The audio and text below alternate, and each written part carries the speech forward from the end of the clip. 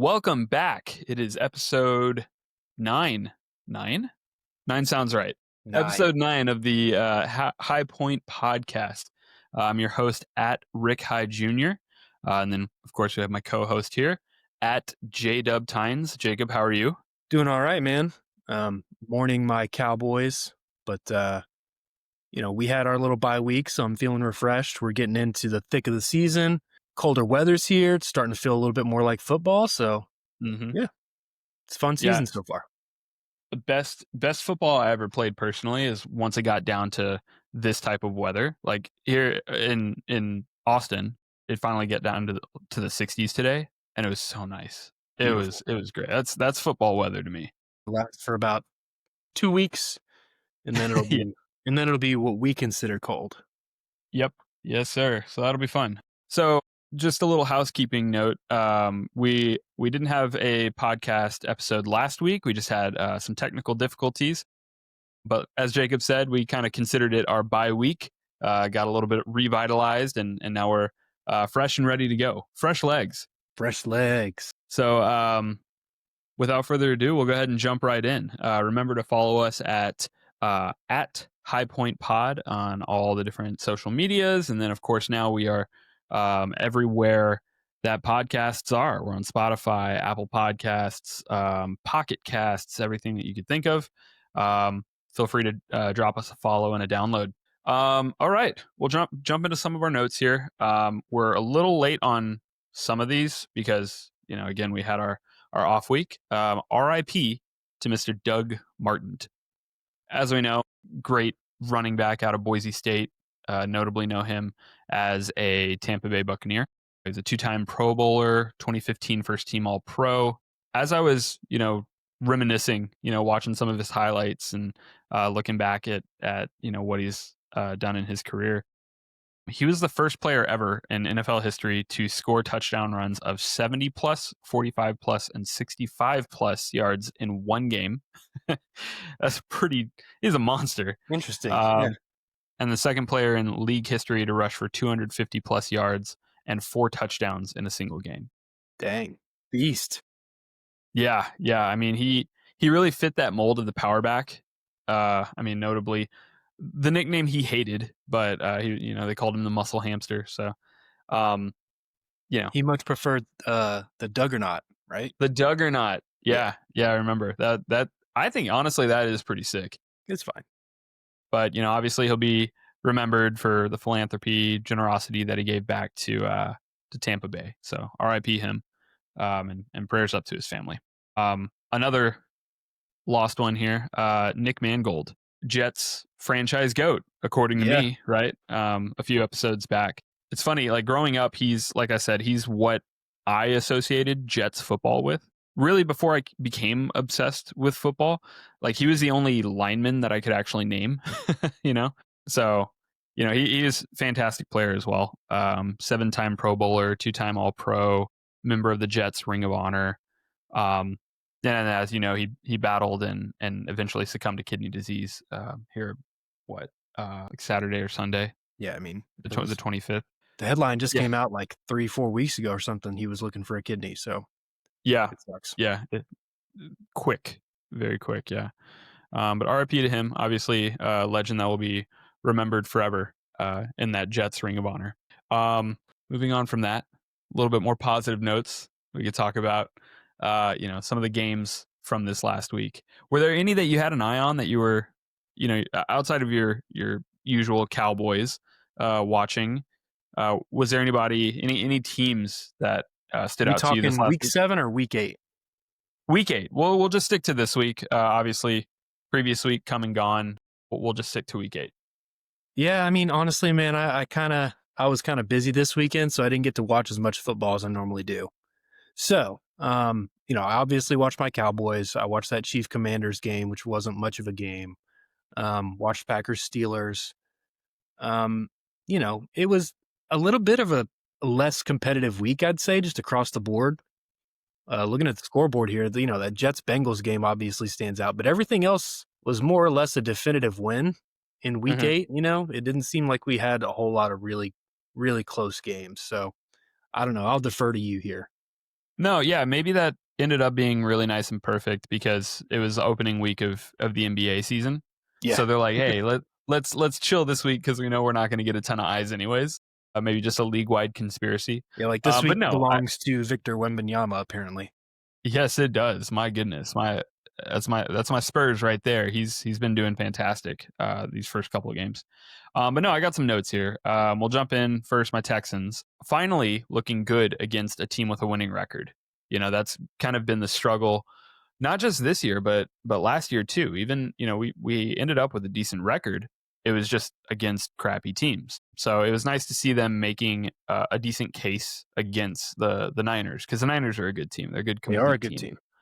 Um, it was especially nice to see him, Stroud, I should say, Stroud, make use of a depleted wide receiver room, hooking up with Hutchinson, with Knoll, with Higgins. I really thought that he hit a stride there, despite not having Nico. So that was nice to see.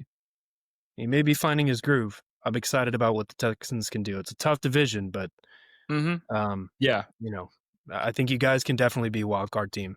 I think so too. I think the Colts are just like too much to handle at this point, and they've already widened the gap so much. Yeah. But I don't. I think the Jags are starting to sag off a bit, right? And the Titans, of course, were never in it. So we'll see. Hopefully, we can jump over the Jaguars and take a wild card spot.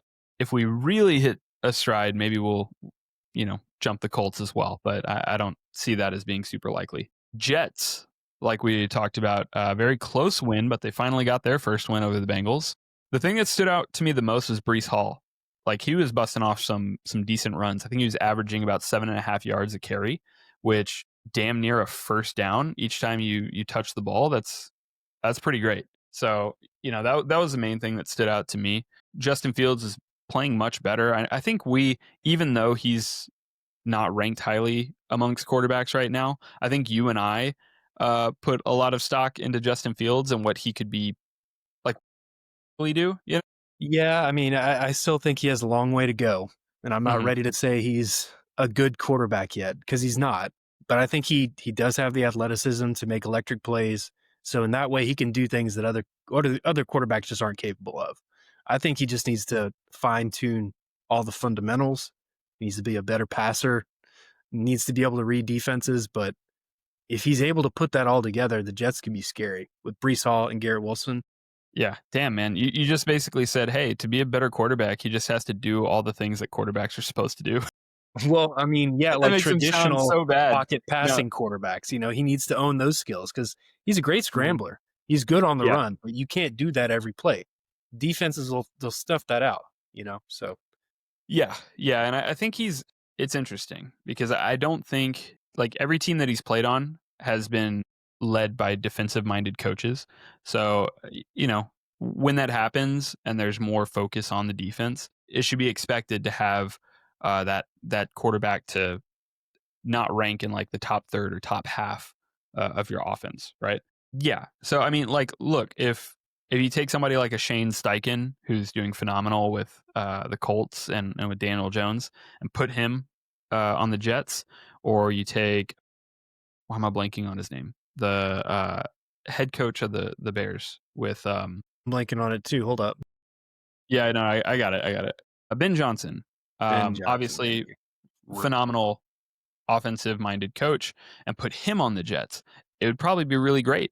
But I don't think it's not just that. Obviously, he does have some issues that need to be ironed out as well. But I think he'll get there eventually. I don't think it's obviously not going to be this year. It's not going to be next year probably. But I think he has the tools to be a good quarterback. But we'll see. Yeah. Jury's out for a while on that one. Yeah. Uh, the Buffalo Bills, however, are back on track. They destroyed the Panthers 40-9. The big All old the 40 receivers, burger. yeah, yeah, all the receivers looking great. Josh Allen is back to they just needed the bye week apparently, and now everything's clicking. Dude, James Cook 216 yards on 19 carries. That's insane. Yeah, yeah, I'm pretty sure he might have led the league last week in rushing yards. I don't think I there were feel like many. James Cook, for whatever reason, is one of those guys that always goes under my radar in terms of like fantasy. I never get him. I never target him in drafts, but The last I mean, couple it's of not years, even. man, he's gone off like this several many games, I think. I mean, that's not even your fault because every year his ADP, his average draft position, is so low, and I Because still you don't got know Josh why. Allen there sniping the rushing touchdowns, right? Yeah, but I mean, still, he does it with. I don't. They're good receivers. Don't get me wrong, but I think we. Good, not great, I'd say. Yeah, and we played a game. I don't know if it ended up making one of our episodes, but early on where we talked about the Bills, how last year they didn't even have a wide receiver in the top 25 by receiving yards. Yet Josh Allen was like a top 3 quarterback in terms of yardage thrown. So it's like he's being able to use all of his weapons, spread around the ball as much as he can. Shades of So Mahomes. yeah. So I mean, I think that's more of a testament to the greatness of Josh Allen. I don't I agree. necessarily think that he has bad wide receivers though, you know. Okay, moving on. White boy summer is officially over. Oh Scattaboo, man, yeah, that was so Scattaboo, short. yeah, injured his ankle. He's done for the season. Sucks, man. I hate to see players go down. It's funny because I think we've joked the last couple of weeks how we hate Scattaboo stuff like that. But when it comes down to it, they are You don't human want to see and anybody get injured. exactly. Like And if you don't like a player, you want to see them suck in their play. You don't want to see them get injured. You know? yeah, yeah, yeah. Because I mean, an injury kind of just takes out it makes it less fun. Like when I say I hate a player, it's tongue in cheek. It's like that Right. dang You don't Daniel actually hate that Jones. person. Yeah, no, they're most of them are good people, right? So, Scatterby is just one of those guys where it's like I see him all cocky and yelling and being crazy, headbutting walls and stuff, and I'm like, this guy's psychotic. I can't stand him. But like, he goes down with an injury, and I'm like, oh, that sucks. He's fun to watch. So Yeah, it's good for the NFL. It's drama. Like it's he's the antagonist.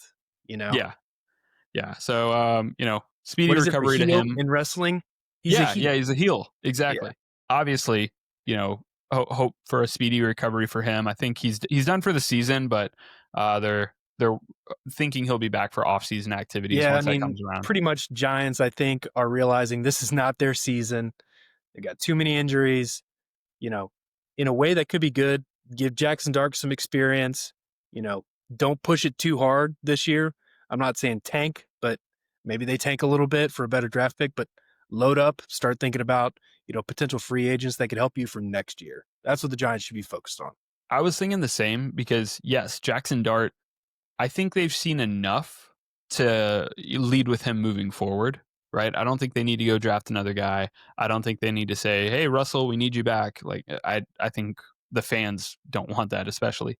But they got Malik Neighbors, who is recovering. Obviously, they have one or two other decent wide receivers, and of course now they have Scattaboo, which I don't know like how he is like as a long term option, but at the very least, once he recovers, he is a power back that's nice to have. So, And I think they got you know, another nice back too. Tyron Tracy's not too shabby. I mean, he's not great, but the two in tandem could be pretty good, I think.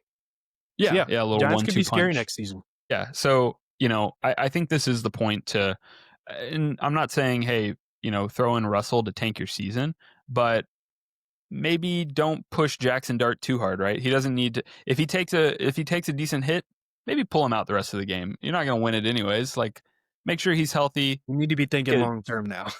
Yeah, yeah. Make a stab at next season, right? Because I think they could retool at the certain areas where they're weak by next season. I agree. We had some record setting this last week. Myles Garrett, he set the single game franchise record for sacks with the Browns. He had 5, and it was in a loss to the Patriots. That has got to be the most demotivating thing ever when you set a franchise record in a loss. Yeah. So that was kind of disappointing. I think he post game was kind of didn't care because he's like, yeah, we still lost. Which I guess is the mindset you want your guys to have. I think Myles Garrett is the best defensive end in the league, and to see him on the Browns still kind of sucks. I'd love to see him go to a He's contender, loyal but at least, man. You can say that. I mean, if you're paying me millions and millions and like highest paid contract in the NFL, I'd also stick around. But I'll be the um, face of the Browns. I don't care. yeah, right. So I mean that sucks for him. But on the flip side of that, the Pats are rolling, dude. Like I think they're are they on a I think they're on a 5-game win streak. They're 5-2. They started off 0-2, and Sounds right. have rolled with 5 straight. Similar to the Broncos, they've done the same thing. Started off 0-2, rolled off 5 straight. So it's been interesting to watch those two teams with their rocky start. And I know we were talking about it with like Drake May and how we're like, is he good? Is he not good? You know? And I feel like Bo Nix was in a similar vein. In my mind, they're kind of the same quarterback. Like in terms of, That's what I was thinking. Like I yeah, equate them as being the same kind of style of quarterback. even their personality, like Yeah. plain boring white dude. Yeah, generic white guy. Like Yeah. So, but they're both leading their team right now, and maybe white boy summer isn't over. We got those two, and then we got Daniel Jones with the Colts. No, but Indiana Jones. again, they're good. They've been fun to watch this year. I think that all those teams that I mentioned are going to be the ones leading their divisions. Or no, I'm sorry. Ooh, that's a tough one actually. Buffalo Bills or Patriots right now? If you had money on it, Bills.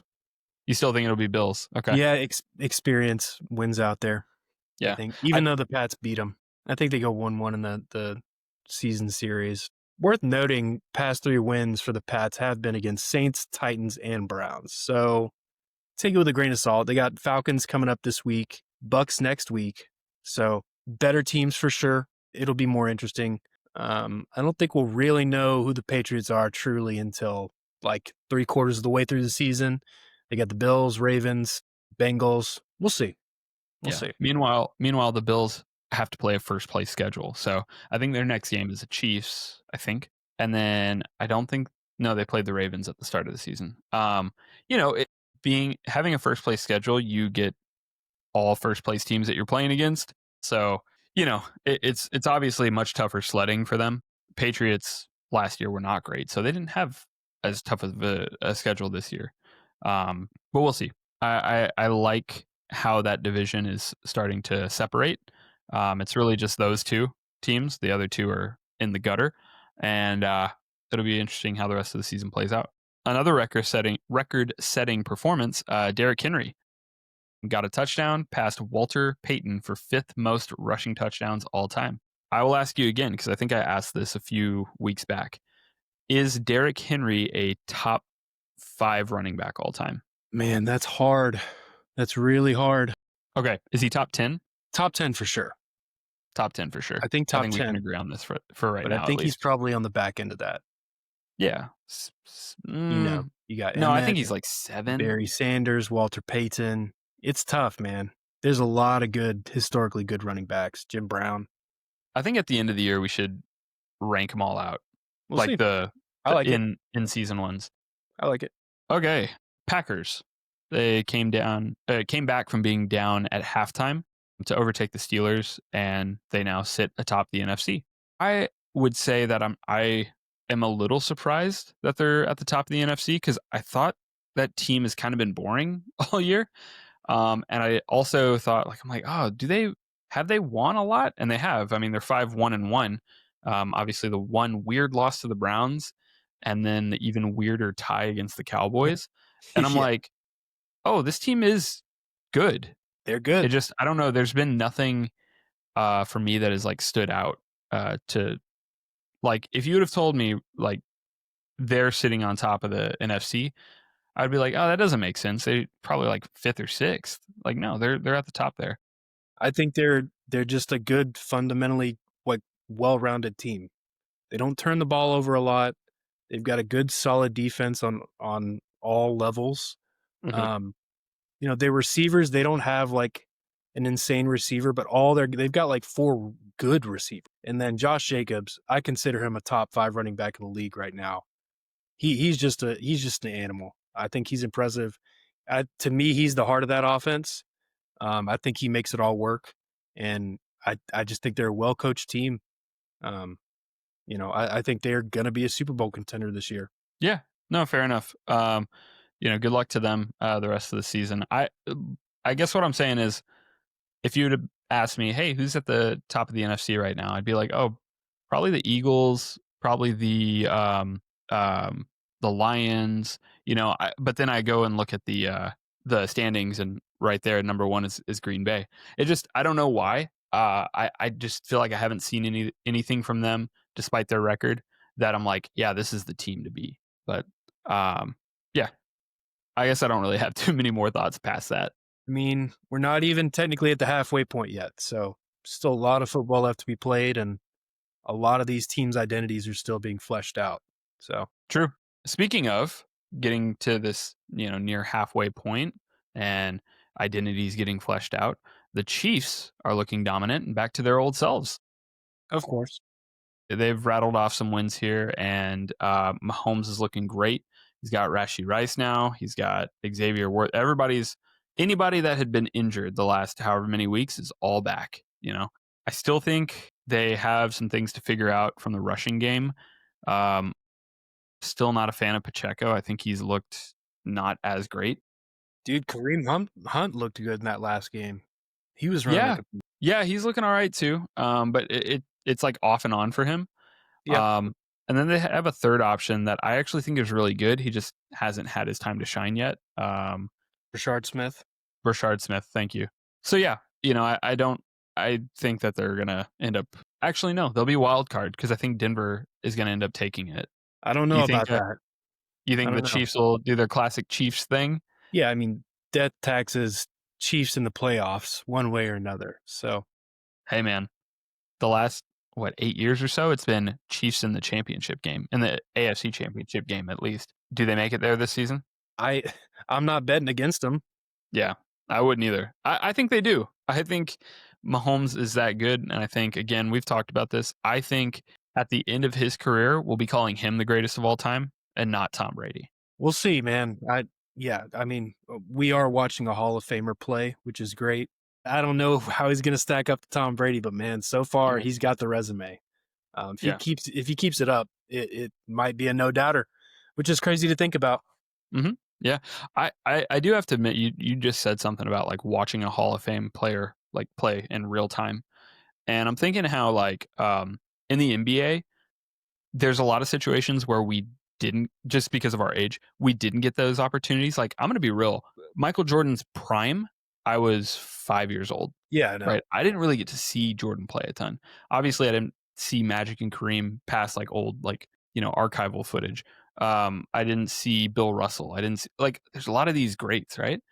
But I feel like for the most part in the NFL, the prime was in the time that I was watching, right? Like if you tell me like who are the top 5 quarterbacks of all time, Tom Brady's in that conversation, obviously. Patrick Mahomes now is in that conversation. Peyton Manning is in that conversation. Drew Brees is in that conversation. Like all of those have been in the era that I've watched. And I think that's really interesting about how I would think that, the biggest spotlight on the NFL has been the last 30 or so years. I agree, man. I think there's something to be said about the evolution of the game, offenses getting a little bit more potent over that time period. But at the same time, some of those guys kind of started that movement, right? The Drew Brees and the Peyton Mannings. So you got to give them their flowers. We've been very blessed to see some beautiful football in our lives. Absolutely. And with that, unless you have anything else, we'll jump into our main topic. Oh, let's do it. All right, getting into our main topic, we are going to talk about the trade market. So, believe the NFL trade deadline is November 4th. And it's really interesting in the NFL. I think it's not as loud and active at the trade deadline as the NBA is. NBA, it's right at like literally day of the trade deadline. You end up having, you know, Woj eight to bombs and ten, Shams bombs. And yeah, yeah, and you have 8 to 10 trades popping off, and they're all interconnected. And there's always, some major moves, and that's always been really impressive. NFL's typically a little quieter. And what we're doing today with our main topic, or we're going to play as if it was fun, right? If things started popping off. So we'll just go down, the NFL teams, and then so the team is either assigned to myself or Jacob, and we'll name what we see as our most prominent issue. And then ideally offer a solution if there is one. If not, we don't have to jump into them too much. We focus on the ones that we see the biggest issues and biggest potential for solution. Sound good? Sounds good. We gonna go All back and right. forth? Yeah. I'm just gonna go down. I'm looking at the overall standings right now. I'm literally just gonna go down the Okay. line. Indianapolis Colts. I think that one's yours. Yeah. So I mean, it's tough to like say what a really good team needs, right? Mm-hmm. They seem good fundamentally on all levels. They probably need to shore up on their D line a little bit, and that's just based on me doing a little bit of research in their team subreddit. Looking at threads talking about potential trade targets, and that seems to be kind of the consensus from the fan base is that they need some help on the D line, which I think is, you know, you could say every team in the NFL needs help on the D line. It's There's at least outside half the quarterback. league. Yeah.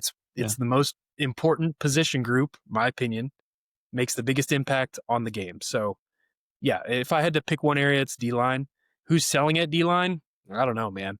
The only one I could think of is if the Bengals want to get rid of Hendrickson. Hendrickson. Yeah, Yep. because he's on that 1 year deal, and I don't know that. I don't know how they feel about their odds for the season. So Yeah. I mean, there's him. There's Max Crosby. who the Raiders have said they're vehemently not going to deal away. Yeah. Yeah, we'll see. They're just playing hardball. There's plenty that say they do want to be traded away and don't. And then it's just all posturing. And it works in reverse too. Oh yeah, we'll never trade him away. And then the right trade comes along and then okay, sure. Right? I mean, do the Colts feel like, hey, this is our year? We're primed. We're ready to go. Let's sell off a couple future picks, make them an offer they can't refuse for a player like Max Crosby. You know, Yeah. I Green Bay I got mean, away with it for peanuts, bro. yeah. Maybe Indianapolis can fleece somebody. You know, I think they could, but I don't think it'd be Max Crosby. I think it would be more like a Trey Hendrickson, right? And in a way, I feel like that fit would work a lot better. So, but yeah, that good call out. I think for them, that's definitely the area. Also, I lied. I'm not going to go down by standings because it's like 4 teams in a row that are yours. Okay. So I'll just go by division. So next up is Jacksonville, and on there, the area that I'm targeting is O line. However, one area that could really help with that, but also give them, another outlet for their quarterback. I like Mark Andrews.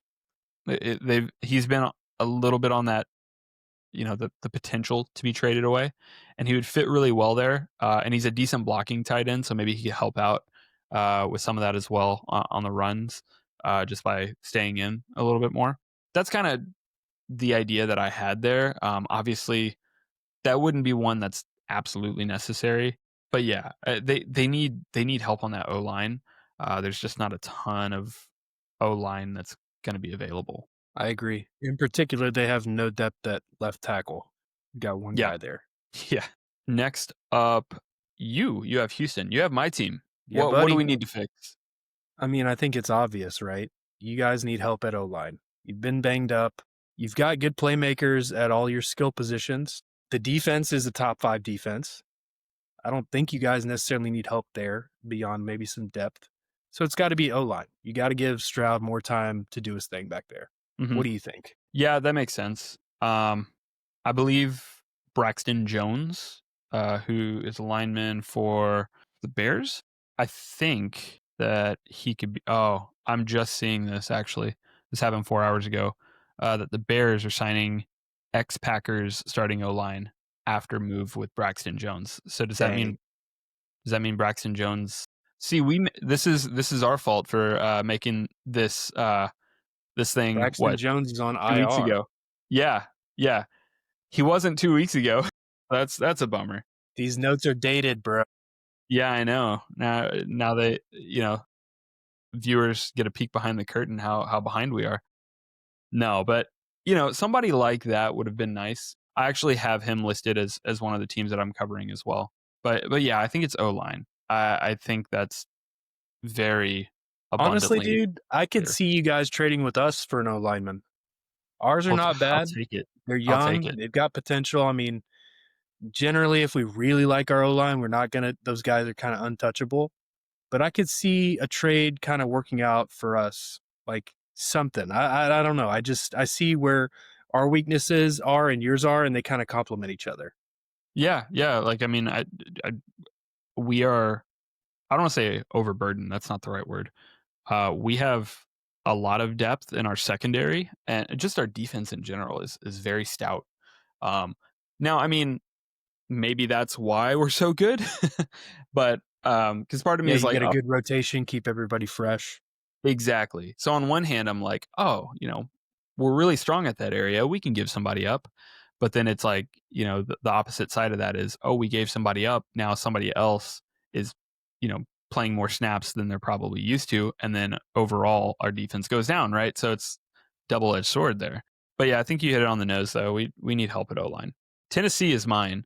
I put wide receiver depth. I know Calvin Ridley's kind of in a funk. He's banged Uh, up yeah, perpetually these days. I like Io Manor, but he's a rookie. But I think that's their that's their best you know wide receiver in my opinion outside of Ridley. And if you want a young rookie quarterback to thrive, you need to give him some weapons. Otherwise, you're kind of hanging him out to dry. So um, I yeah, completely agree there. I'm trying to think of where I would even go with that. Maybe like a Jalen Waddell. Hey, that would work. Yeah, something like that. I don't know if that would be If the a Dolphins are perfect. ready to just tear it all down, that I, might be a good destination for him. Yeah. yeah, and I think they are. Yeah. I mean, gosh, there's something inside me that's just clinging on to hope for them, Yeah, but it's probably false hope, yeah, you yeah. know? Um, Speaking of though, we can jump to the AFC East. New England Patriots. Is that you? Yes, sir. Go for it. I got them down as needing a wide receiver. Hmm. Now, I don't dislike Stefan Diggs, who, we talked about it. We kind of called it early on that he was going to step into their wide receiver one role. He's done that. He's done a great job. Not phenomenal numbers stat wise, but I think that's due to how the offense operates. They spread the ball around quite a bit. But outside of Diggs, who at this stage in his career, I wouldn't call him a playmaker. He's more like a late stage, like Larry Fitzgerald possession guy. You can rely on him. I feel like they need an explosive receiver. Hmm. They need an Xavier Worthy, a Jamison Williams, a deep shot threat. They have Mac Hollins, who's fast, but I think they need somebody else. Their wide receivers right now, Kayshawn Booty, Diggs, obviously, Demario Pop Douglas, and then Mac Hollins. They got Hunter Henry at tight end. They also got Austin Hooper actually. So they got decent tight ends, but yeah, I just feel like they need a wide receiver. I'm curious what Pats fans would say to that. Yeah, no, I think that's of all the things. I think that one's probably the most needed for them. And again, they're at the top of the standings, right? They don't really have to worry about too much right now. And Drake May is making the most of what he has at wide receiver, but yeah, I mean, it wouldn't help to get another decent target. The Jets is who I have next. So I put quarterback play here, and I know we just talked about Fields and how it's like, he's still You learning. He doesn't. hater. So okay, I'm saying that more for a depth piece because behind him they have Tyrod Taylor who's out. So if Fields goes down, I actually don't even know who they put at quarterback here. Somebody like a Jameis Winston, like, hey man, that would be such an easy move. You wouldn't even have to move cities.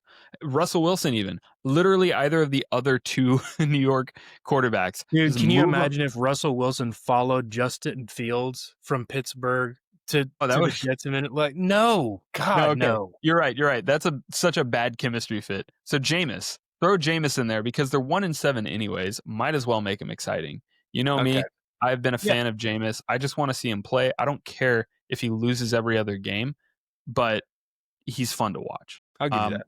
and I think Justin Fields right now, it's weird because I don't even know how many years he's been in the league. Probably, I think, what, 4 or 5? But I'm like, He was a 2021 21. draft So pick, like, so this is his fourth year. yeah, but part of me is like, I feel like he still needs more time to develop, and I don't know if that's stupid. I'm like, okay, maybe just give up on him then, right? He's But 26. yeah, I mean, yeah, he should be hitting his prime now. your mental prime as a quarterback is going to be later, obviously, but Yeah. he's got to So put it together. It's, within the next couple of years, I don't think anybody's going to give him a shot anymore. So I don't want to so say this is his last destination because I think somebody else may be willing to give it a shot. But, if the Jets aren't willing to roll the dice on you, I'm not sure how many teams will. true. Yeah. And that's why I said bring in Jameis Winston. Let Justin Fields kind of learn. Learn from Jameis Winston. Be ballsy. Like You sure make about some that? you sure about no, I don't know, man. Maybe not. I don't know. I just they need somebody else at quarterback for right now I because agree. Justin Fields injury and now they have nobody else at quarterback. I So agree. uh so yeah, that's gonna be a funky situation. Obviously, hoping that doesn't happen. Um you have the Buffalo Bills, correct? Do I? Yeah. I mean, I've got them at wide receiver. We Mhm. already talked about this. I think their wide receivers are good, not great. Kind of the same vein as the Patriots, honestly. They spread the ball around a lot on offense. I do think they have a better running back in James Cook for sure. Overall, they probably have a better O line. I think they just need an electric playmaker. You know, Interesting. can you imagine if Tyreek Hill had not gotten injured and Miami traded him to the Bills with Josh Allen's arm? Yeah. That'd be exciting. See, again, that's another one where, yeah, they need that explosive downfield guy. Because I mean, Keon Coleman, Khalil Shakir, fantastic wide receivers. Um, they're gonna catch the ball between the line of scrimmage and 10 to 15 yards out of the line Right. of outside of the line of scrimmage. So, um, you know, uh, obviously Josh Allen has the arm to hit these 30, 40-yard bombs. It'd be fun to let him explore that a little bit more, right? I agree. Because but like what you just said, they don't have bad wide receivers. They actually have a lot of damn good ones. They just don't have like a deep threat guy. And I'm sorry, I messed up on this one. I think you also have Miami, so you have 3 out of the 4 AFC East. Is the answer there just everything? They just suck all the way around. I mean, I put quarterback. Miami is not going to be trading for anything at this point, but their weakness is obviously Tua. Yeah. Would you like to see Quinn play, Quinn Ewers, I or do don't you think. think he Yeah, I just needs mean, time to sit? I said this when Quinn was at Texas in his Mhm. senior year. Like somebody's gonna be dumb enough to pick him up and give him some money. Yeah. I don't think Quinn Ewers is an NFL quarterback. I So love Quinn Ewers. I yeah, think what he did with Texas is fantastic.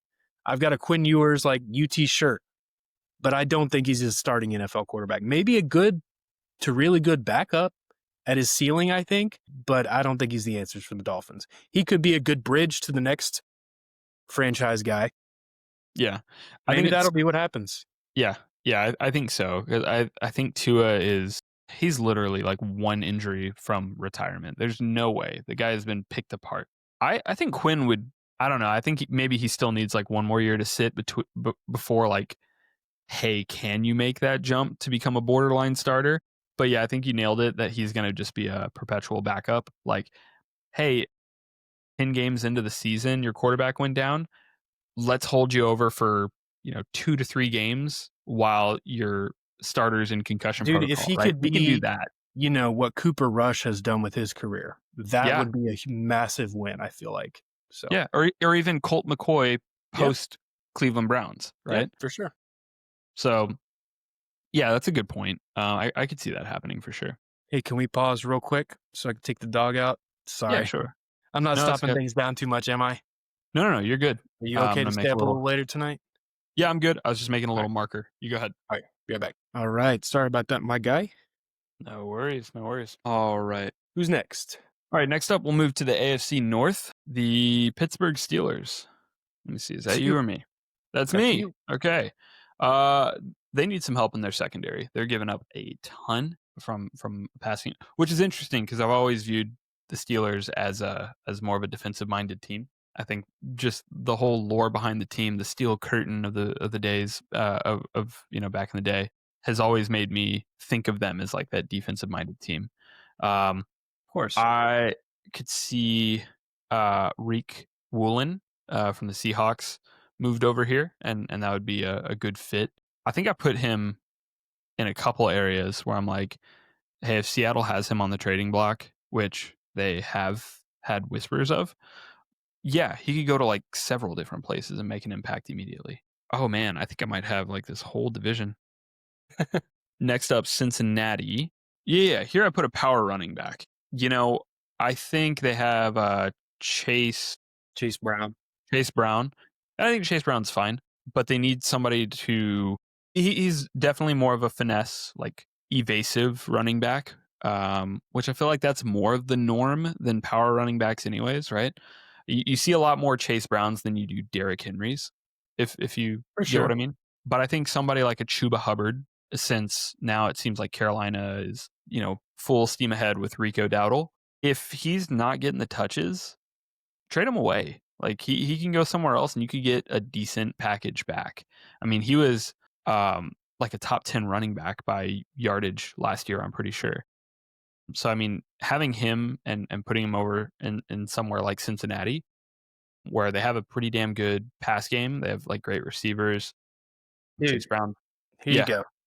Since Cleveland is totally comfortable trading in division, right? They traded the Flacco to the Bengals. Give them Jerome Ford. Trade him Jerome Ford. The Browns have Quinshawn Judkins now. Jerome Ford is redundant. yeah, I think yeah. that would work. That's a good point too. That could work. I could see that working. Baltimore is up next. This one, like we've said, with many others, D line. I mean, there's a lot more that are in need of that defensive end, more that edge position, that edge rusher that can kind of trap in a play versus somebody coming straight up the gut. But I think they need more of that. They need somebody to clog up that middle, clog up the different gaps.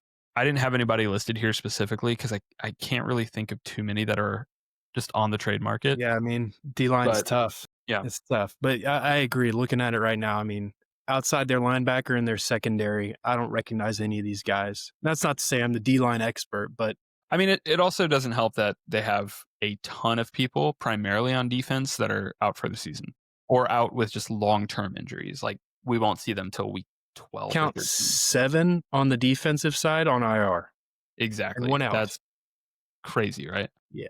I think you're up next with Cleveland. Yeah, I put wide receiver here.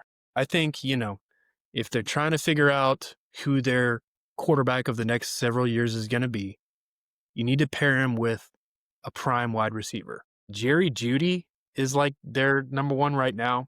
And not to say he's not talented, but I think the guy's just a total head case. Mhm.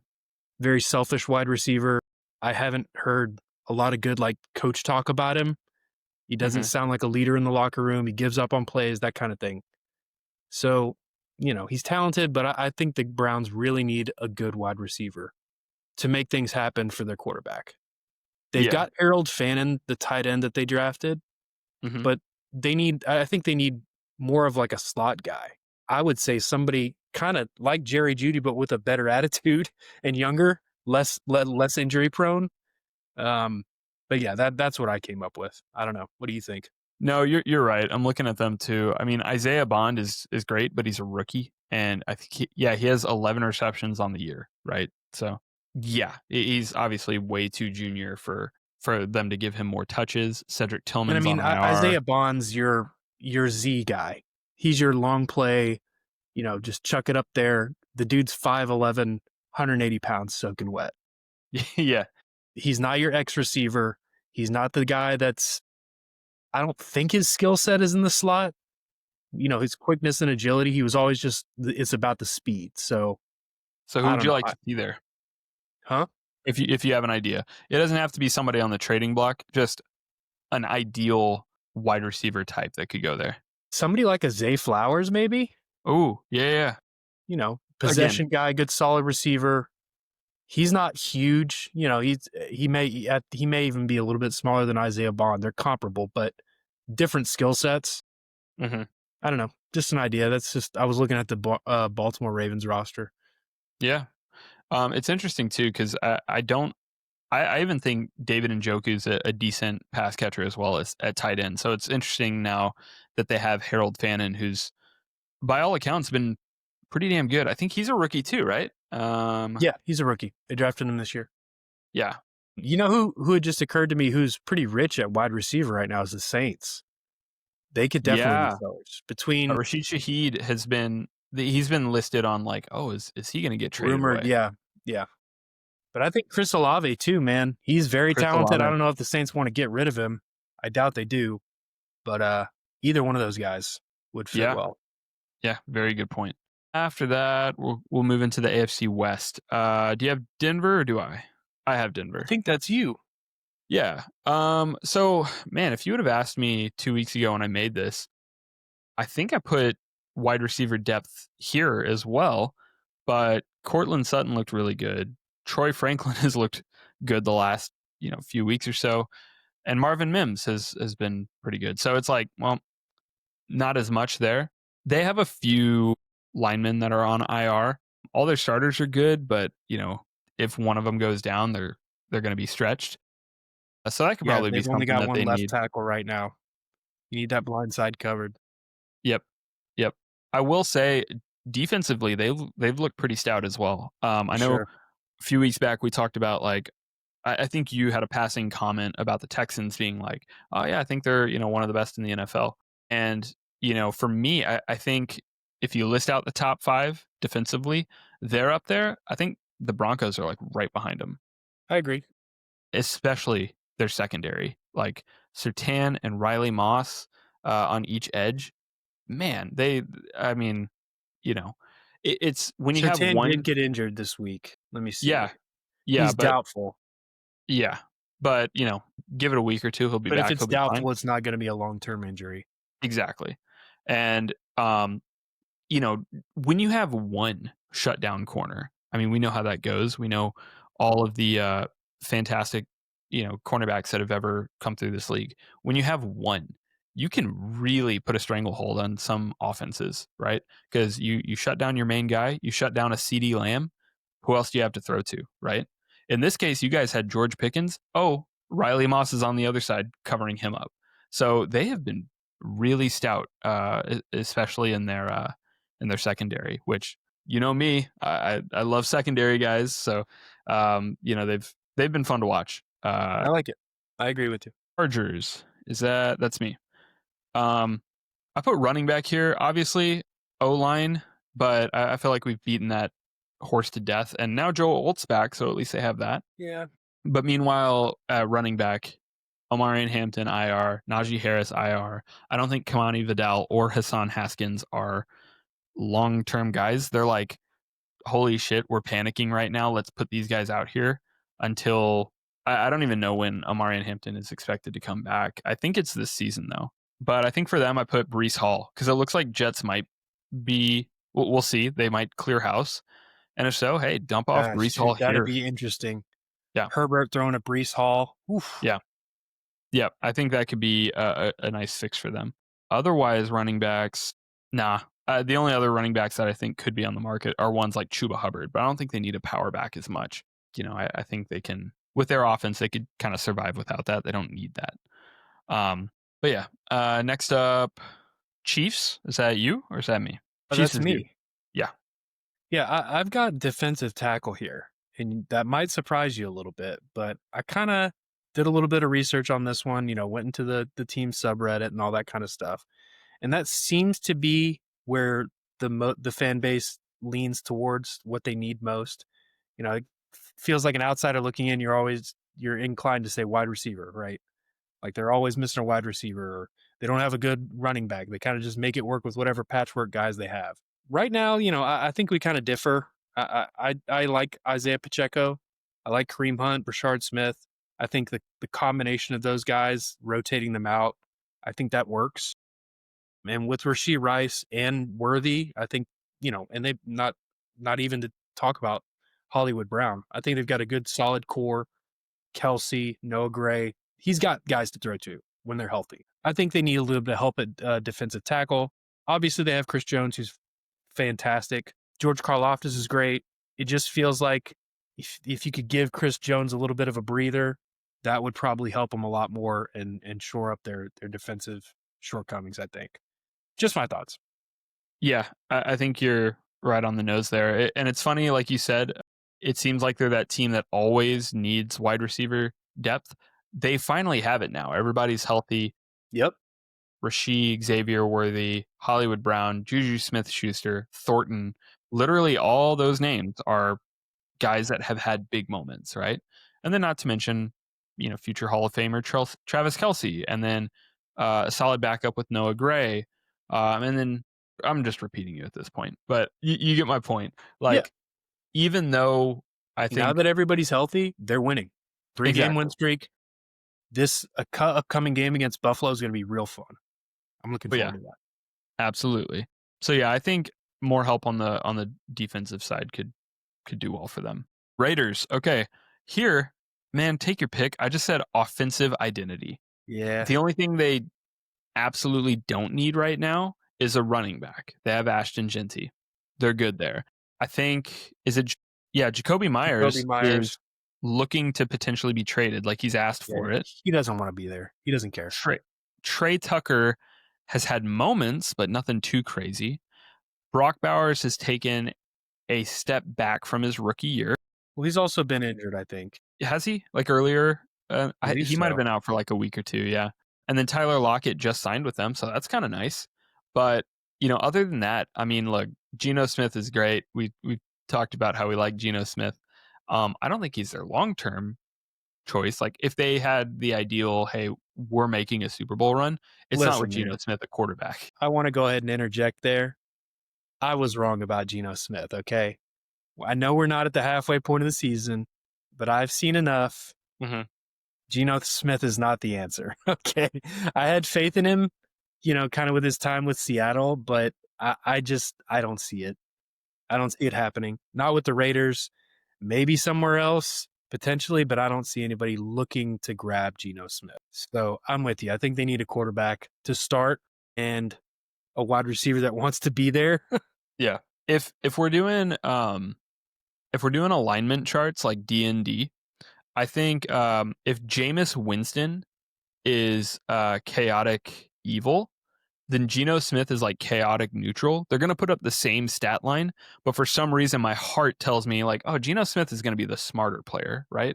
Like, he's gonna make the smarter move. They're gonna put up the same stat line. It's gonna be 3 touchdowns and 2 interceptions on 400 yards or something, and they're gonna lose. So, like, it's interesting how even though they'll do that type of thing, I still view Geno Smith as like, he's the better pick, right? And he's not. So I think, yeah, long term, if they're like, They're the same player. Geno Smith has the higher floor, lower ceiling, and Jameis is the opposite. okay, yeah. And for some reason, they always both land in that mesh zone. So yeah, I think overall their offense is kind of all over the place. Disagree. They Yeah. haven't decided what they want to be. Okay, we'll move into the NFC now. We'll start off with the Philadelphia Eagles. Here I put edge rush as well.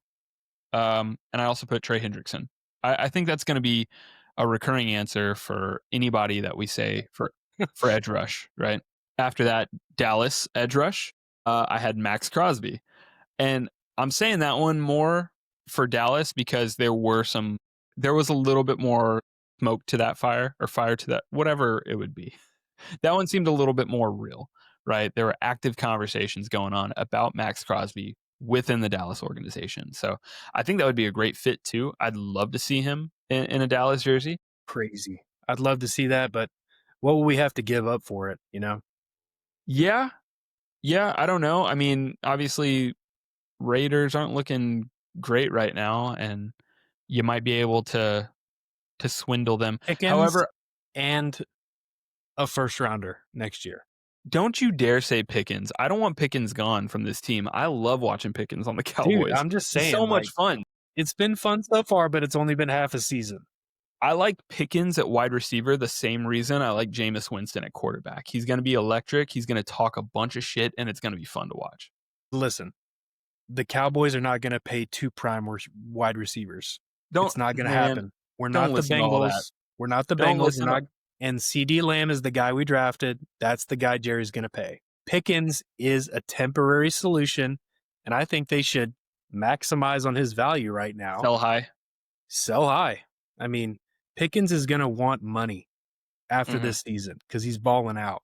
Let's get something out of him. Don't let Yeah. him walk. I don't know what his contract looks like, but trade him, get something out of him. I mean, Be done with it. We got a number one wide receiver. Now, beyond that, our wide receivers suck.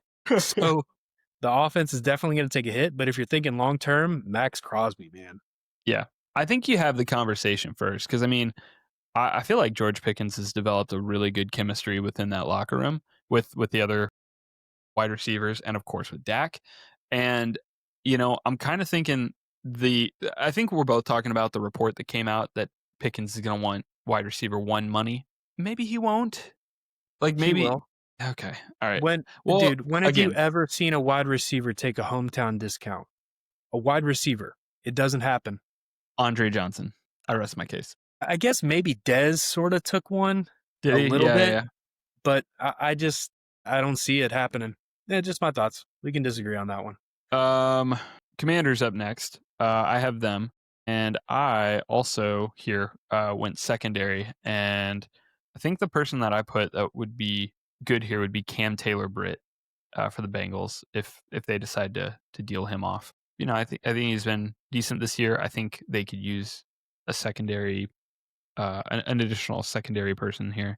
I'm gonna take a look at their depth chart to see if there's anything glaring that I missed. I don't think wide receivers too bad right now. I know Terry McLaurin. He's listed as out for some reason on ESPN, but he just played last week. I don't think he's out He again. got another injury.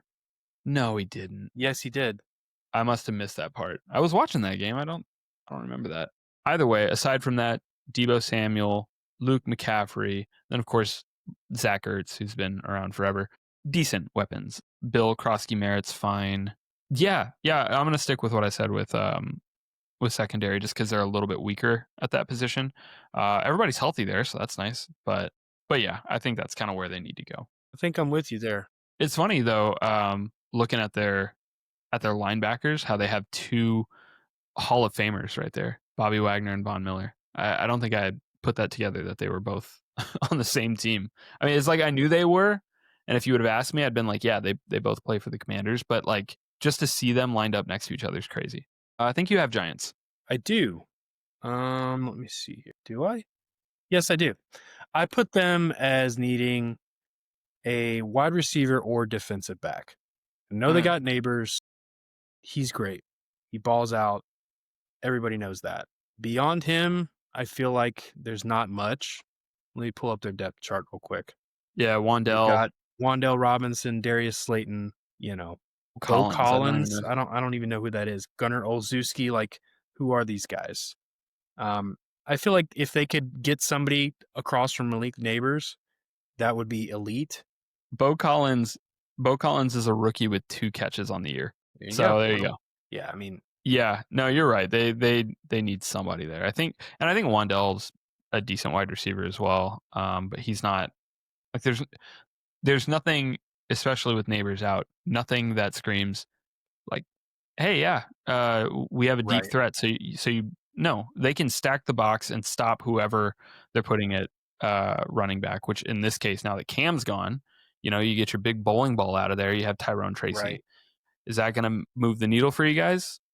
No, you probably got to get a deep threat, somebody that can, you know, actually spread the defense out a little bit. Because otherwise, they're stacking the box and you're not getting any yardage. And Jackson Dart is going to look terrible despite not having weapons. Yeah, that's a good pick. I don't see anything too glaring on their defense.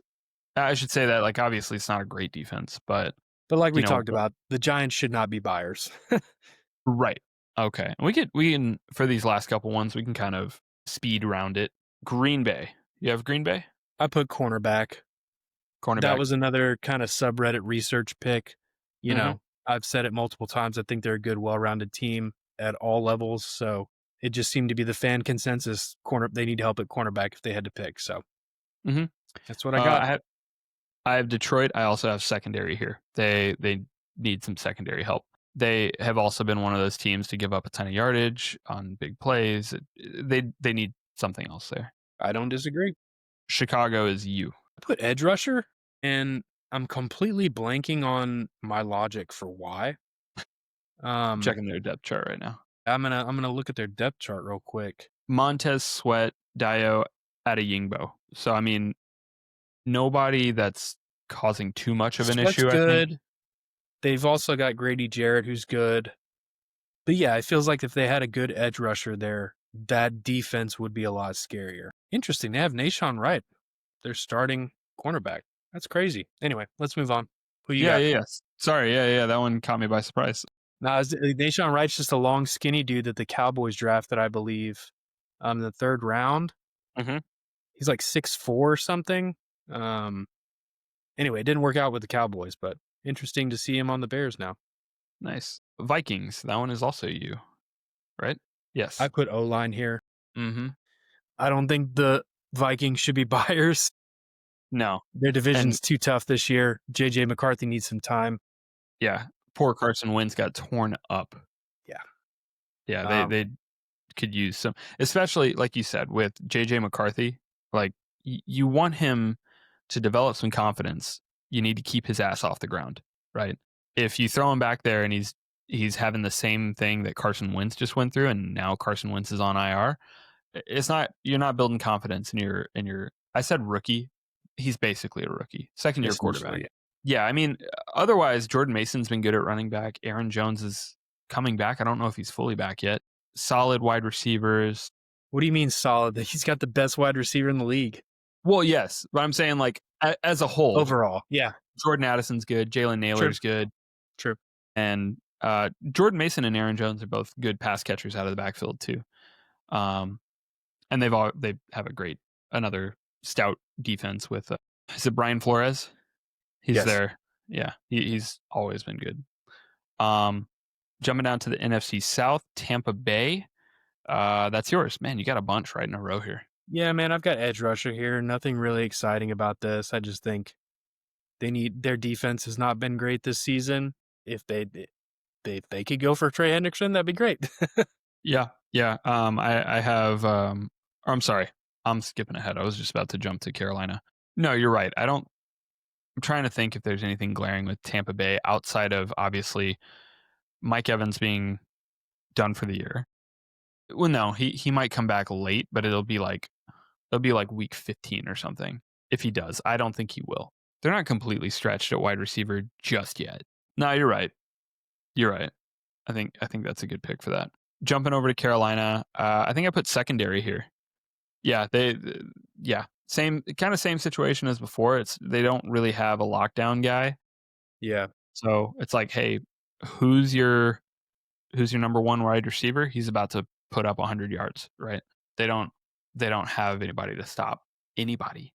Yeah, the only guy I really recognize here is JC Horn, Yeah, who's good, so not great. yeah, yeah. So they're struggling at that position a little bit, but if they got a guy, just somebody that can be a decent lockdown corner, like a top, he doesn't have to be great. He could be a top 10 cornerback in the league, then that would be good. Top 15 even would be more than fine. Atlanta Falcons Edge rusher. Their edge defense has rusher. been really solid overall, so edge rusher is the default answer there. Mm-hmm. Man, if you would have, 2 weeks ago, 3 weeks ago, I'd been like, dude, they need a different wide receiver because it seemed like London and Mooney are constantly like if one's healthy, the other one's injured, and vice versa, and they kind of bounce back and forth. Um, and they're not super deep at wide receiver either. But if those two are, good and healthy, Kyle Pitts is good and healthy, then they're fine, right? I don't have as many concerns with them. But you said edge rusher, right? Yes. Yeah, and it looks like they play a stack 3-3. So like Zach Harrison and David Onyemata are their two edge. Yeah, yeah, yeah. Leonard That's probably Floyd. where they need to go.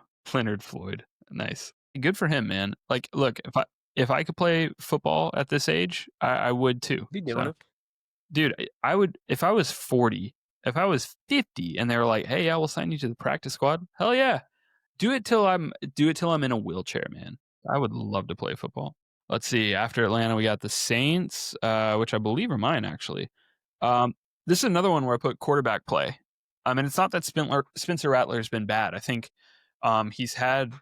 he's pretty high up in terms of total attempts and completions, just because he's been high utilization, which I wasn't really expecting from them this year. But I guess when you have Chris Olave, Rashid Shaheed, you're more likely to do that. So at least on ESPN. I don't know if I just missed some news, but on ESPN, it has Tyler Shuck as the starter.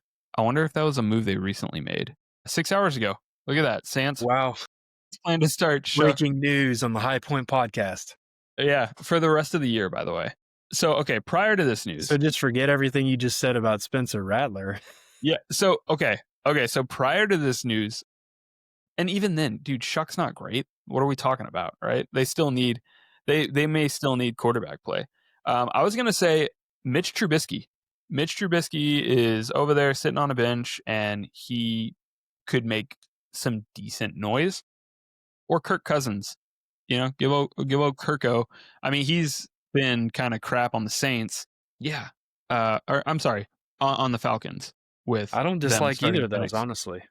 So those could be fun over there in New Orleans, right? Moving down to the NFC West, Seattle. You have Seattle. Yeah, I put right guard. The Mhm. fan base was very, very specific about this. They do not like whoever's at right guard. I'm going to pull up the depth I chart got you. right now to see who they're talking about. Anthony Bradford. Yeah, and Yeah. apparently they're just very displeased with him. Looks like the other right guard, Christian Haynes, is on IR. Not sure when that happened. hmm That's probably the guy they're wanting, so they need a little bit more. Oh, it says he's designated to return from injury Wednesday. Wednesday. Okay, well, never Good for mind. them. Maybe they'll get some help there, and I will be wrong. But I think the offense is fine. Jackson Smith and Jigba is a beast. hmm The tandem of Kenneth Walker and Zach Charbonnet, much to the chagrin of fantasy owners everywhere, it works. I think Darnold's balling. You know, their defense is solid. They got their little Legion of Boom there. DeMarcus Lawrence, that's my boy. I think they just need some help with the O line. Yeah. Yeah. I was gonna say they're pretty stout at defense, and this is what I was saying with the Texans earlier, where they're so stout that maybe they can give up a guy and go, grab some capital or grab some other big playmaker, and they would be fine. I'd So love to be in that position. yeah, and like I said, I know Tariq Woolen is kind of the guy that has been a asterisk of like, oh, maybe him, right? And he's good too. He's really solid. But they have Devon Weatherspoon, who's been fantastic this year. Josh Jobe, Kobe Bryant, not Lakers legend Kobe Bryant, obviously. Kobe with a Y, Coby Bryant, and he's been good too. Like they've been pretty stout all the way around for their defense. So yeah, Los Angeles Rams. That one's you. I've got cornerback here. I hmm think their offense is fine. Stafford's running the show. I don't immediately recall who their starting cornerbacks are. I'm pulling up this depth chart too.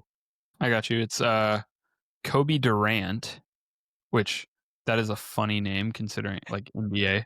Um, Yeah, I mean, they I don't have Emmanuel recognize these Ford. guys. I think that was probably another research pick. Their D line is good. Their linebackers are good with Jared Verse. Puna Ford obviously is very good. So I think and like I said, I think they're fine on offense. So I think there's a weakness. It's probably in the secondary cornerback.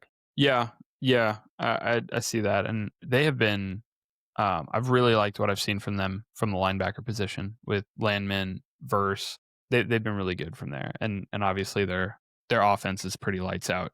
So so yeah, if it's like again they're tied for top of the division with Seattle, and then San Francisco is right there at 5-3 as well. So that's like a scary division where you're like, if we can get one extra piece to go out and win the Makes the division. difference. Exactly. Speaking of the Niners, I just put depth here. I think this mainly was about wide receiver because they've consistently had guys that are on and off the field with injury. Obviously, Yeah, it's like Ricky crazy. Pearsall, we've talked about Kendrick Bourne, Jawan Jennings. Obviously, Brandon Ayuk is out. Um, George Kittle had like 2 or 3 weeks out at the beginning of the season. Um, and then, of course, you have Christian McCaffrey, who this year has been fantastic. Iron Man. And Yeah. yeah, but I mean, considering, because you always have to consider previous injuries, you want a little bit more depth, right? They did go pick up Brian Robinson in the offseason, and I remember Isaac Garendo making some splashes last year. But Yeah, their running back room's fine. Yeah, They it's would benefit tremendously from a true wide receiver one, a true X receiver guy. yeah. I don't know much about Pearsall. I don't know if they envision him as that. No, I don't think so. I think that would probably be more of a Brandon Ayuk if he was healthy, but I don't think he is. Defensively, they've been fine outside of this last weekend against the Texans, which I'll be honest, as a Texans fan, I wasn't expecting because, we had a lot of guys out. So I was like, "Oh, there's no way if we win this one, we're gonna grind it out like, 14-10 or something." But no, we did well. But I don't think I think that was just an off game. I think from a defensive standpoint, they've been pretty good. And then I believe the last one is the Cardinals, and that's yours. Man, well, I closed my notes, but thankfully I remember. I put running back here. But yeah, that's kinda like the dead obvious answer, isn't it?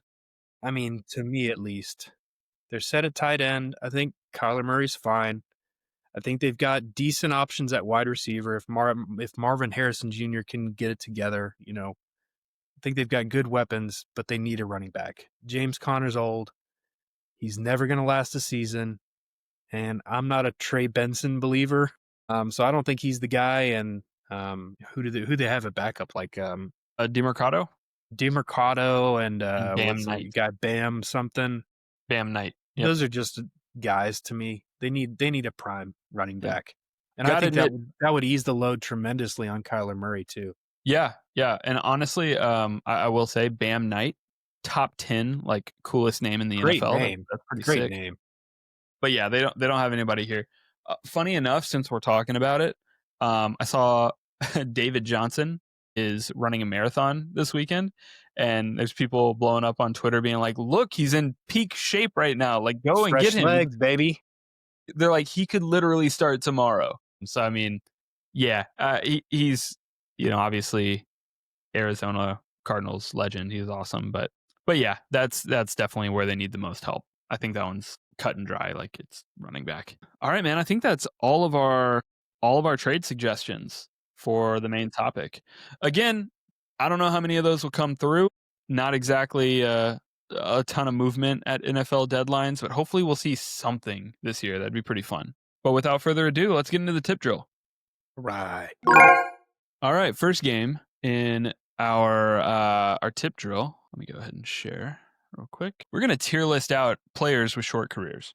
Now, I think the criteria that I used for this was primarily players that played like less than 6 years, or maybe it was like 7 years, but obviously there was an injury year within that. So, for the most part, they didn't have long careers. As you could imagine, right away on this chart, you'll see a ton of running backs. It really kills me when you see these guys that are fantastic, but then their entire career is in the span of 5 years. Yeah. But we'll start off with Andrew Luck. Oh man. S tier. What could have been? Yep. Yeah. So, and I've gathered slides to go through some of their attributes, some of the accomplishments they had, and then what ultimately led to their retirement. So for Andrew Luck, um, near 4,500 yard rookie season, he had 4,374 yards, four-time Pro Bowler, 2014 pass touchdown leader, 2018 comeback player of the year. And then, of course, he had to retire. He cited chronic pain, I believe, in his back, And which, neck, I believe. yeah. Oh, yeah. He had a pretty nasty neck injury. Do we want to straight away? We think that's a S. I mean, in my mind, he's like a top 5 what could have been player in the NFL all time. All right. And it Cool. sucks because I can't fault him. He made the right decision to retire. Yeah. It makes Yeah. me happy that he's getting involved in football again in like a coaching capacity. Yeah. So Yeah. He's what is he, like, athletic director at Stanford or something? something like that. Yep. General I'll let manager at Stanford. Sick. Okay. Next up, we have Tim Tebow. So short career, like less than 1 year as a starter. But man, did he make an impact immediately and quickly. So AFC divisional playoffs, he had 6 game-winning drives in his single season with the Broncos. He had an 8-5 record, and he retired just being unsigned. Where do we put him? I mean, I'm sorry to any Tebow truthers out there, but D tier for me. Yeah, yeah. I think How this one. many quarterbacks just set the world on fire in college, get drafted in the NFL, and don't do a damn thing? And Yeah, that's Tim Tebow. yeah. Too many to Sorry, count, but right? I think it's I'm giving him a break by putting him in D instead of F tier, honestly. Yeah, I think you are too. I think there might be some other F tiers in here. So I think D is fine for right now. Maybe we'll adjust. I will say, I think Tim Tebow is one of those guys where if you don't watch film, if you don't look at mechanics, you just see highlights and you just, pay attention to big moments. He You're looks like, amazing. yeah, why isn't this guy? Why didn't he get re-signed? Oh, they must have an agenda against Tim Tebow. No, they don't. He's not the guy. He's just not him. Who do we have up next? Yeah, RG3. This one sucked too, right? Because I think he's another one of those guys that fits that mold that you just said of like phenomenal in college, like electric playmaker, but didn't do anything in the NFL. But he did. He was just hampered He by. was better than Tebow in the NFL for sure. Absolutely, absolutely. Absolutely. Offensive So rookie of the here, year. yeah, yeah, yeah. So I'll go down it for audio listeners. He was NFL Offensive Rookie of the Year and made the All Rookie team. He was a 2012 Pro Bowl, along with the NFC East Division title in 2012. He also had a major injury in 2012, and he bounced around, but pretty much that major injury led to a lot of other complications that ended up ultimately retiring him. I think his last stop was like Baltimore, but he Sounds just right. retired, couldn't make a roster. I have enjoyed him as a podcast host and as a Twitter buffoon. As a football player, where are we putting him? I don't think he's a B. I think this is fine for C. I was in between B and C, so I'm cool with you putting him in C. Yeah, I think that makes sense. And, again, fun to watch, great person by all accounts. But yeah, he wasn't the guy that we thought was gonna be, the top dog, right? He was always gonna be somewhere around that area. So I'm Yeah. cool. Number 6, we have BoJack. Man. So, okay, I'm conflicted here so much because yes, he's a what if, but he also barely did anything. That might be blasphemy. So don't obviously we weren't around for this era. I don't know what it was like to watch him. People talk about him like this man, myth, and legend. For audio listeners, he was in the 1990 Pro Bowl, had a 221-yard game, and he had two 90-yard rushing touchdowns, which is a feat that only he had done at the time. He had to retire for a vascular necrosis, which basically meant that the muscle in between certain joints was dying, and he had a lot of like bone on bone type of grinding, which can hurt really bad. And he just had to early retire because of that. So it's like, again, I hear all the time historians of the game or just people that were able to watch him play talk about, oh, yeah, they were talking about him as if he was an NFL legend, even though he only had, a few years in the NFL. I feel like I've overtalked. What do you think about BoJack? I mean, I think you nailed it. He's kind of like this mythical legend, right? Like The watching the ultimate 30 for what if. 30 on Bo Jackson or whatever, they just make him out to be this Hercules. And you Mhm. look at his stats, and at least just in the NFL, 4 years, he's got long runs, 91, 92, and 88. That 91 yarder was in his rookie season. And I mean, his yards per carry is great.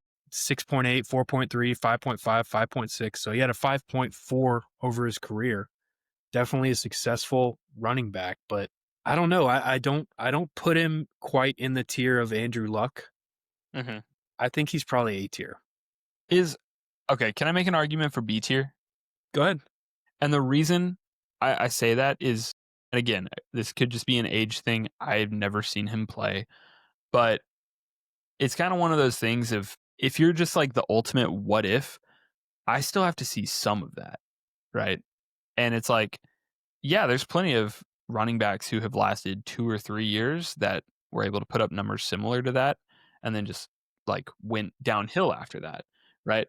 The way they talk about Bo Jackson as if he could have sustained that for like 10 or 12 years without injury, right? It's like, oh, well, if he hadn't gotten injured, this is what it could have looked like. And what they are talking about is basically Derrick Henry. So I'm like, okay, if we're saying that they're basically one of one, like I mean, sorry, 1-to-1, like they're both about the same player, I'm gonna take the guy that's actually done it with Derrick Henry. And Yeah, for I me, agree. I'm like, I don't know. I don't like to play the what if game because there's so many variables to that, right? So that's why I would say like maybe a B because it's like yes, he was that damn good, but I will begrudgingly give you B tier. Go ahead. okay, That's fine. yeah. I'm glad you I'm gave not up gonna on that, die on the Bo Jackson hill. and I'm glad you didn't because I was just gonna start running around in circles, saying the same thing over and over again. Javid Best, fastest line running back to 1,000 yards. He averaged 78 yards a game. He only played 22 games. So this is what I'm talking about, right? It's like you have a guy that he was that big spark and immediately became this phenomenal running back. Of course, Javid Best had to retire after multiple concussions, right? He would not have sustained this pace, right? No, of course not. So that's why in the last argument with Bo Jackson, I'm like, do we think he would have sustained the pace? And if so, why? Right? Just because he was good in college? Okay, there was a ton of other running backs good in college that don't even make the league. So I'll get off my Bojack hate train. I promise I don't dislike Bo Jackson. That's something I was thinking about as I was doing the research for this. But I mean, where are we putting Javid Best? C tier. Yeah, I think that's fair. I think that's fair. I mean, Bo Jackson did more than he did. So Okay, fair enough. Fair enough. Uh, he was, yeah, just kind of who again. is this? DeMarco Murray? Yeah, it's DeMarco Murray. Uh, there we go. So this one I feel good about. If you want to put in A tier, 3-time Pro Bowler, 2014 Offensive Player of the Year, 2014 Rush Leader, 2014 Rush Touchdown Leader, 2014 First Team All Pro. Really a solid 2014 campaign. Yeah. Um, he retired following his release from the Tennessee Titans. I think he just cited being over it, like being done with the game, being like not motivated anymore. And again, you see that so much with running backs because they're put through so much, right? So you see a lot more shorter careers. I think A tier is fine for him. What do you think? I agree with A tier. That's my boy. Had a lot of fun watching DeMarco Murray. 2014 in particular, 392 attempts, bro. Man, workhorse. 1,845 yards, 13 touchdowns. That's crazy, man. Monster numbers. Next up, we got No Sean Moreno. Uh, 2009 All Rookie Team. He was third in Offensive Rookie of the Year, and that's crazy to me because I feel like Offensive Rookie of the Year, similar to MVP, most of the time is going to go to a quarterback. Occasionally, I've seen it go to wide receivers. Yeah. Um, but yeah, he placed pretty highly there. He also had 3 1,000-yard seasons, and retired with a torn ACL. I mean, he had a lot of other complications and a messed up knees and a lot of issues around that. But I think that was like the main reason was his torn ACL. Yeah, I mean, he's definitely in my football consciousness from a fantasy perspective. I have strong opinions about this. You think C is fair? Yeah, I was kind of between C and B, so Yeah. I'll defer to you. Yeah, I think C. I think C makes sense there for him. Well, I know who this is. Yes, sir. Arian The Foster. Yeah, vegan. I picked him as such a sad picture, so that kind of sucks. 4-time Pro Bowler, 2010 First Team All Pro, 2010 Rush Yardage Leader, and he was a 2-time Rush Touchdown Leader. Retired, kind of similar situation as DeMarco Murray, multiple injuries, and then citing mental burnout. Yeah, I can't imagine just, especially a running back. I mean, once they hit like 50, 60 year old, most of them can barely walk, right? Yeah, dude. So I can imagine that really takes a toll on the body, right? So he was one of my favorite Texans to watch, and I feel like he's one of the more underrated running backs of all time. Um, I don't see a lot of people putting Arian Foster high up on these lists, and I think he deserves to be. I But like Arian Foster. I think he deserves A tier with DeMarco Murray. I think so too. Look at us. Look at our biases showing with DeMarco and Arian Foster in the A tier. Yeah, somebody's looking at this like, do you think these dudes are better than Bo Jackson? Are you serious? Yeah, I know. People are gonna eat us alive. Eddie Lacy. So Man, this is another. cheeseburger Eddie. Yeah, man. So 2013, he had a Pro Bowl, Offensive Rookie of the Year, second team All Pro. Pretty damn good rookie campaign. He retired, one with the ankle injury, but I think the most notable thing in the headlines is his weight concern. He's consistently not being able to meet certain thresholds, and I think that was actually one of the things that made him retire. He felt that it was almost insulting. I get it. Like on one hand, it's like, you're an athlete, so you are going to have to meet certain physical requirements. One of those being a weight limit here, right? It's the same thing with like, and maybe this is a touchy subject as well, but I'm going to go ahead and say it. But like with models, right? It's entirely based off of physical attributes, like most of the time, right? Depending on the brand. I mean, I know some will try to be a little bit more inclusive, but most are based off of certain requirements. And because of that, it'll lead to things like this, where it's like this man felt insulted because he had to hit a certain weight threshold, and that can kill your mental, right? But if we're just talking, performance, keeping out the issues that he had, and why he retired in the first place, I will say probably one of the more dominant rookie performances here. Really impressive. Yeah, dude. Flash in the pan. I don't think we have time to go through everybody's mental state and why they retired, but Yeah. I sympathize on the one hand, but on the other hand, I don't. Um, and I remember watching those last 2 seasons of Eddie Lacy, and he was just slow. Yeah. Still a power guy, which is great, but, I think the Green Bay offensive line made him look better than he was. yeah. Yeah, And that's it's not fair. to say he wasn't a good running back. Those first couple seasons, he was an animal. Would But you after say that, it just tapered off and was never the same. so are we going D here? Do we think D makes sense? I think well, that's tough. No, I think he needs to go in C tier Okay. because he did something in the pros. Tebow didn't do anything. No, fair enough, fair enough. Next one, is also one of those ones that kinda breaks my heart because it's like, he was really damn Oh good, but man, it's just short. Todd Gurley, 2015 Offensive Rookie of the Year, 2017 Offensive Player of the Year, two-time first team All-Pro, three-time Pro Bowler, two-time NFL rush touchdown leader. He ended up retiring, just prolonged knee injuries, which, by the way, persisted since college.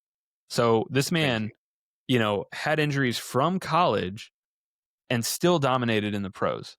And he, not just any injury, like injuries that typically will severely reduce your career or potentially even end your career that he had in college. And he was still able to come and do this in the leagues. So, For some man, reason in my mind, Todd Gurley is like the NFL's Kawhi Leonard. Like his knees, there's no cartilage mhm. there. It's just bone on bone by the end of their career, you know? Like fantastic, incredibly talented, but just genetics let him down, I think. He's gonna be one of those guys that unfortunately gonna be walking, like a penguin when he's 40. So Yeah. Yeah.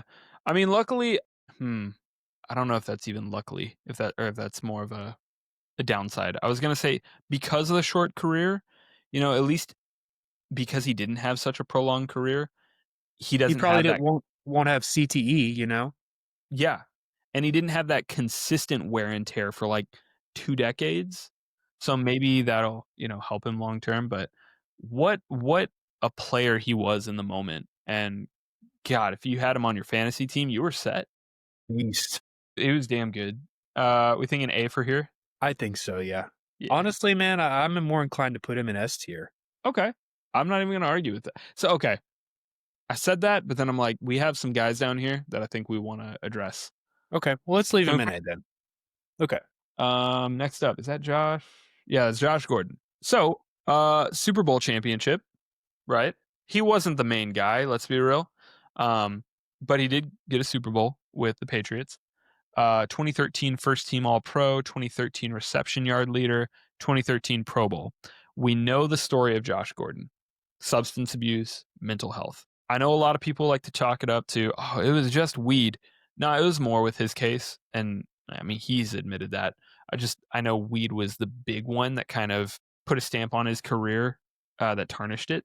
So, ultimately there were more issues than just that. But if we're just talking about him as a player, dude was electric. He was just fantastic anytime that we actually were able to see him, right? But He yeah, had one electric season. Cleveland I 2013. feel like you're playing it down.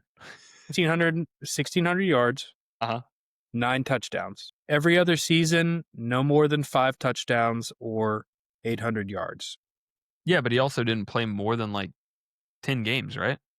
He played for 8 years, a total of 77 games. Okay. All right. I don't know. Looking at these stats, man, I've never been a Josh Gordon stan. I think it was annoying. The whole fantasy rigmarole, it was a meme But for yeah. years. But I yeah. just I don't have positive vibes about it. And overall, I'm sorry, but if you're a professional athlete, just put down the weed, like Stephen A. Smith said. So I can't sympathize with him here. I That mean, said, a lot of them do it for pain management though, right? Like, no, listen, I'm not saying it's a bad thing to smoke weed for sure. I'm just saying if your choices are smoke weed or make millions of dollars, which one are you okay. gonna pick? Don't Okay, be fair. stupid. Fair enough. And he was very stupid. Yeah. And there's a lot more to that. It's mental health stuff, but we can't get into it. I think he belongs in C tier, bordering D. Bordering D. Okay. I think that's fine. All right. Scum of the earth, Aaron Hernandez. So in the few years that he played from 2010 to 2012, he had about 2,000 yards and 20 touchdowns. I have to admit that's pretty crazy for a tight end. I look, okay, take the personal stuff, take the indicted for murder, push that to the side for a second. I think if Aaron Hernandez was a clean-cut guy, nice in the locker room, people actually enjoyed being around him instead of being the terrible person that he was. He would have been Rob Gronkowski Yes, and I think that would have or actually or Travis Kelsey.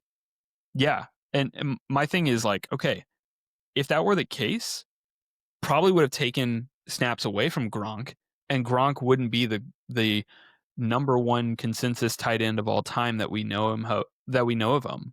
Know of him. I can't disagree, man. The It's dude so was on a weird. Hall of Fame trajectory for the 3 years that he played, so Yeah.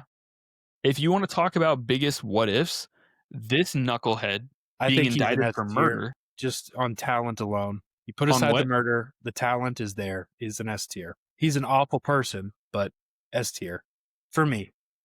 that God that okay. Look, we'll say this just on the pod so people can hear it. Okay, we are putting Aaron Hernandez in S tier for potential of what he was in the first 3 years, not of his character. If we're putting him in, you know, a place here because of his character factored in, he's all the way down in F. Is that okay? Is I'm everybody fine, happy yeah. with that? Yeah, yeah. Okay.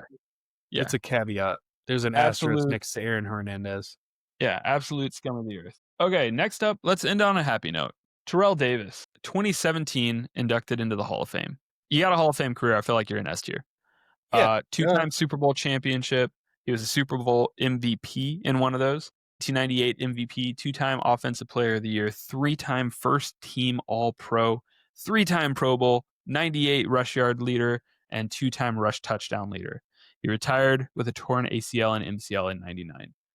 I don't think you can make any more of a case for like short S tier career. player? Yeah, Yeah, like absolutely. this is No like doubt, S no plus. brainer. Yeah, just absolutely phenomenal. It would And be football heresy if we didn't put Terrell Davis at S tier. yeah, yeah. Um, Another one in that same vein, Sterling Sharp. This is another what if, but not like the Bo Jackson situation, right? This is a lot closer to the Terrell Davis because he still accomplished all this despite a short career. I agree. Three-time first team All Pro, five-time Pro Bowl, three-time reception leader, 92 reception yard leader, and two-time reception touchdown leader. As a no, never mind. I'm mistaken. I was going to say as a tight end. He wasn't a tight end. And then of course retired with a severe neck injury. Um, I think probably one of the more notable things. Again, he just got inducted 2025. One of the more notable things was when Shannon Sharp had his Hall of Fame speech, and he thought it was funny that he was getting into the Hall of Fame, but he was the second best player in his own family. That That's line funny. always sticks out to me. Um, and obviously, here talking about Sterling Sharp and how phenomenal he was. I think that's a clear and away S tier as well. No argument here, man. Yep. I wish I wouldn't have picked a black and white picture. It makes him look like he passed away. He didn't. He's fine. Last one, and I think you asked me to put this one in here because I think it's worth talking about. Sean Taylor, obviously premature death for him, but another what if situation. 2007 second team All Pro, two-time Pro Bowler, and he also made the All Rookie team. I think it was very clear the trajectory he was on and how damn good he was. So, I mean, I don't think that one's a situation that's debatable. Like, oh well, maybe he could have done this if he would have, if he didn't have an untimely death, or there's not as many what ifs for him. I feel like it's clear cut the trajectory that he was on. He was going to be an anchor for that defense. He was a guy I was scared of. Yeah, Now, I don't think he belongs in S tier I'm with you. because Are we good I with A don't tier? think he was quite, like a Darrell Revis, but definitely A tier, strong Yeah, A tier. yeah, I think so. Rest in peace, man. If we want to clean some of this up, would you think Eddie Lacy down to D tier?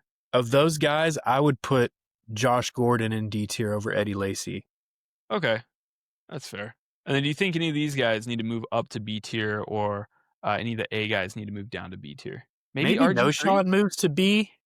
Okay. Yeah, no, I could see that case. Yeah, I think I like that. That feels a little cleaner. I like that. Yeah. I'm cool with this. Cool. I feel good with this. So S tier, we got Andrew Luck, Terrell Davis, and Sterling Sharp. In A tier, we got DeMarco Murray, Arian Foster, Todd Gurley, Sean Taylor. In B tier, we have Bo Jackson, which I know is going to be football blasphemy. People are not going to like that. And no Sean Marino. In C tier, we have RG3, Javid Best, and Eddie Lacy.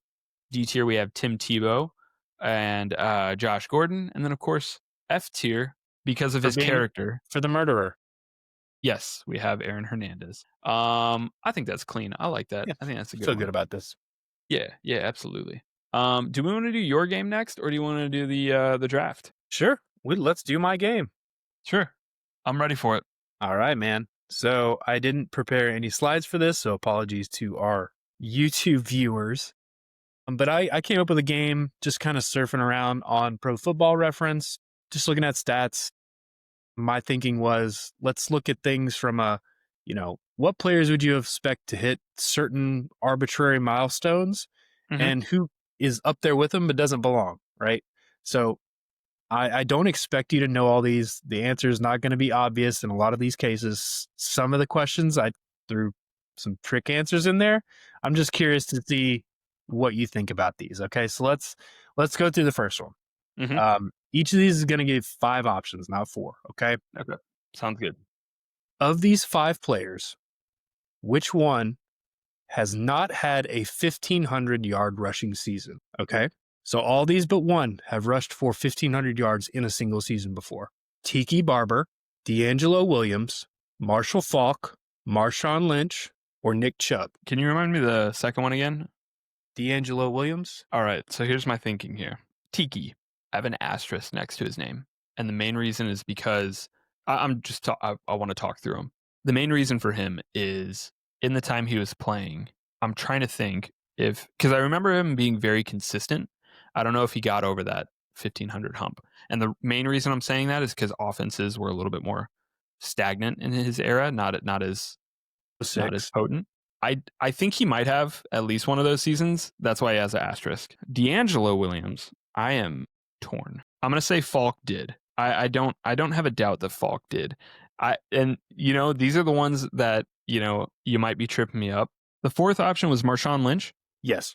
Sorry. I think he did. I think Marshawn Lynch did. Nick Chubb is a scary one because I know he was a big bowling ball of a man that had a lot of touchdowns in one season, but I don't know if he got over the 1,500-yard mark. So And again, the stipulation is this player has gotten 1,500 yards in a single season, Yep. at least One of one those season. 5 does not have a 1,500-yard rushing season. I'm gonna go with my gut. I'm gonna say Tiki does not have one. Okay. So you were actually wrong. Damn. Okay. So it's not And I Tiki. was Tiki's mean. got one. I threw a curveball in the very first question just because this one kind of inspired the whole exercise. It's actually Marshall Faulk. Wow. Okay. Yeah. Keep Huh. that in mind. Of this list, Tiki Barber actually has the most yards in a single season with 1,662. Man. The other 3, D'Angelo Williams, just barely scraped that 1,500 mark, Mm-hmm. 15 yards in '08 with Carolina. And then you got Marshawn Lynch. I feel like that one should have been obvious. Yeah. Ran for almost 1,600 yards in 2012. And then Nick Chubb actually did 1,525 yards in 2022. So not too long Nice. ago Nice. Good for with him. I Cleveland. hope he does that. He gets some of that juice back and does it for the Texans. All right. Nice, So man. That was fun. I like that one. next question. All right. Of these 5 players, only one has less than 13,000 career all-purpose yards. Okay. So Yep. all but one. Mike Evans, DeAndre Hopkins, Tyler Lockett, Tyreek Hill, or Derrick Henry. That's Tyler Lockett. I feel okay. I'll talk through it. Mike Evans is Mr. 1000. Every single year of his career, outside of this year because he's not going to get to it unless he has like 300 yards a game for, the remaining games that he will have. So he's got to have over 13K total. Hopkins, I'm near positive he does because not only was he pretty damn dominant in Houston, he had a Pro Bowl year in Arizona, and then even now, Tennessee kind of sucked, but in Baltimore, he's done decent. He hasn't been great. He's still putting up some yardage. Tyreek Hill is also one of the ones where I'm like, yeah, he's had multiple years. But did he miss? How much time did he miss because he's had some suspension issues. And that's the only thing where I'm like, maybe that kept him out of it. But Tyler Lockett was not that good. Wait, hold on. You said all-purpose yards? All-purpose yards. Does that count like punt and return yards? Oh, shoot. I don't know, actually. Or Yeah, is that I think he does. Talking all-purpose, yeah. Well, okay, then Tyreek would be good too because he was returning for like his first Good couple point. years. Was there a 5th guy or was it just those 4? Derrick Henry. Oh yeah, Derrick. I wrote that one off. He's definitely past that. He might be past that just on rushing alone. Yeah, I'm gonna say Tyler Lockett. Okay. So you eliminated Derrick Henry for sure. You said Hopkins for sure, right? Mm-hmm. Yep. Did you definitively eliminate Tyreek? No, that's the only one that I was like tossed up on, and then obviously Mike Evans has been Mr. 1000. So Yeah. was it Tyreek Hill? It's Mike Evans, dude. Whoa, Mike Evans really? has 12,800 yards roughly. That's crazy. Yeah, I was So, mean. like, I threw in a trick question 2 in a row here. No, crazy. that's not a trick question. That's a great question. I love these. So, okay, that blows my mind because to me, I'm like, it's Mike Evans, right? But I'm looking at PFR right now, okay, and I'm realizing that I looked at this and I'm looking at only regular season. Okay, so don't think about That's fine. playoffs. No, that's fine. I wasn't factoring that in anyways. It's But usually isn't that crazy? Yeah. And so I guess whenever he's had that's like the first one that you're like, oh, immediately, of course, Mike Evans, Mr. Consistent. Exactly. So to me, I'm like, okay, 1,000 yards every year for the past decade, right? Surely one of those he got like 1,500 yards or 1,600, right? Just because he was that damn dominant. No, I guess it's been pretty consistently like right around 1,000. So his he most truly was is 1,500 in 2018. Damn, so he truly has been like the most consistent. Good for him. Very surprising that I would have thought that he would have eclipsed that. So yeah, wow. Yeah, and of the Next others, question. Tyreek Hill and Derrick Henry about even at 13.6K. Mm-hmm. And then you have Tyler Lockett ahead of DeAndre Hopkins. He's got like roughly 100 more yards than Hopkins. So Lockett has the most? No, Tyreek Hill and Derrick Henry on this list have the most. But then it's Lockett, then Hopkins. Yeah. Okay. Yeah, I was gonna say Henry and that's actually shocking for Hill too, because again, not confused. I was floundering on it because I know he's had suspension issues, he's had injury issues, and I'm like, "Oh, maybe." Like, if It's it's the on a per return game. yardage. It's the return yardage for sure that Yeah, makes the difference for him, I think. yeah. If it was on a per game basis, his is probably super high, but, Because anyway. Tyreek's younger than all these other guys too. But yeah, that's a good point as well. I didn't factor that in at all. Um, alright, cool. All right, Next so one. you having fun with this? I am. These are great. Okay, cool. I got 4 more for you. All right. So next odd man out. All of these players, these are different positions. They've all had a season with 15 touchdowns or more, except, okay, Cooper Kupp, Dalvin Cook, Raheem Mostert, DeAndre Hopkins, Jimmy Graham. Okay. Man, I feel like I feel like whenever you say them at first, there's always one that stands out, and I'm like, "Oh, it's gotta be him." But 2 questions in a row, I've gotten that wrong. So, Cup, I know, is a Triple Crown winner. There was one year where he did the most touchdowns, most receiving yardage, and, most receptions. So, I'm eliminating him. He definitely has had more touchdowns, than you said 15 in a year? 15 or more, yeah. You're correct there. I think I'm gonna go ahead and eliminate Jimmy Graham as well, just because. Ooh. No, I'm not gonna eliminate him yet. Um, I'll eliminate Hopkins because I distinctly remember one of his Pro Bowl seasons. He had digit touchdowns, and I think it was it was closer to like it might have been right on that line actually. I'm thinking it was more like 17 or 18 though. For the purpose of the game, I'm gonna say he's probably good. The Raheem Mostert one messes me up because I'm like, I know he didn't have like a super fantastic career like some of the rest of these guys on here, but it was still damn good, and he might have had like one really good standout season where he got like fucking 20 touchdowns or 22 touchdowns or something. I like this game a lot. I like this game a lot. I'm gonna eliminate Dalvin Cook because I think he also had a really dominant year where he was, third or fourth in rushing or something with the Vikings, and his kind of situation was similar to some of the players we talked about in the earlier game, where it's like really high peak but shorter career just Yep, because of injuries, right? for So I sure. think he had a year where he had more than 15 touchdowns. So I'm between Raheem Mostert and Jimmy Graham. And I want to say that Jimmy Graham has, but the only concern that I have there is historically, tight ends don't typically lead with a ton of touchdowns. They just don't. And I know he was right on that border of whether he was a tight end or he was a wide receiver. And there was a whole issue about that with the franchise tagging because they wanted to pay him like a tight end because that was his listed depth chart position, but he was putting up He was a numbers wide like a wide receiver. receiver. Yeah, he was a I mean, Calvin Johnson, like and they even had him standing up like you're playing him as if he's a wide receiver, pay right. him wide receiver money. Um, and because of that, I'm gonna say that he did have 15 touchdowns in a season. And I think Mostert is the odd man out. Okay, well, call me mean here, but you're dead wrong. Man, okay. So I'm it's going to not save Cooper the Cup. painful information for last. But Raheem Mostert had a beastly 2023 season with the Miami Dolphins, 21 touchdowns. I had him in fantasy that year. He won me my league pretty much single-handedly. Mhm, Alvin Cook had a monster year in 2020, mhm. 17 touchdowns. Yep. And then Cooper Kupp and Jimmy Graham both have seasons with 16 touchdowns, which Oh, leaves DeAndre Hopkins, what's his whose highest? highest was in 2017. He had 13 touchdowns, Huh. which Interesting. just feels so weird to me. Yeah. Like my gut reaction was the same as yours when I was looking at these stats. I was like, what? Hopkins is not on this list? It's crazy to me because he just seemed like Mr. Automatic for 4 or 5 years there with you guys. Uh-huh. And we had no other passing threats. So, Yeah. It's you know, it's weird, but it's true. that's crazy. It was Hopkins. And you said his most was 14 or you said 13. 12. 13. Okay. 13. Wow. Okay. Next one. All right.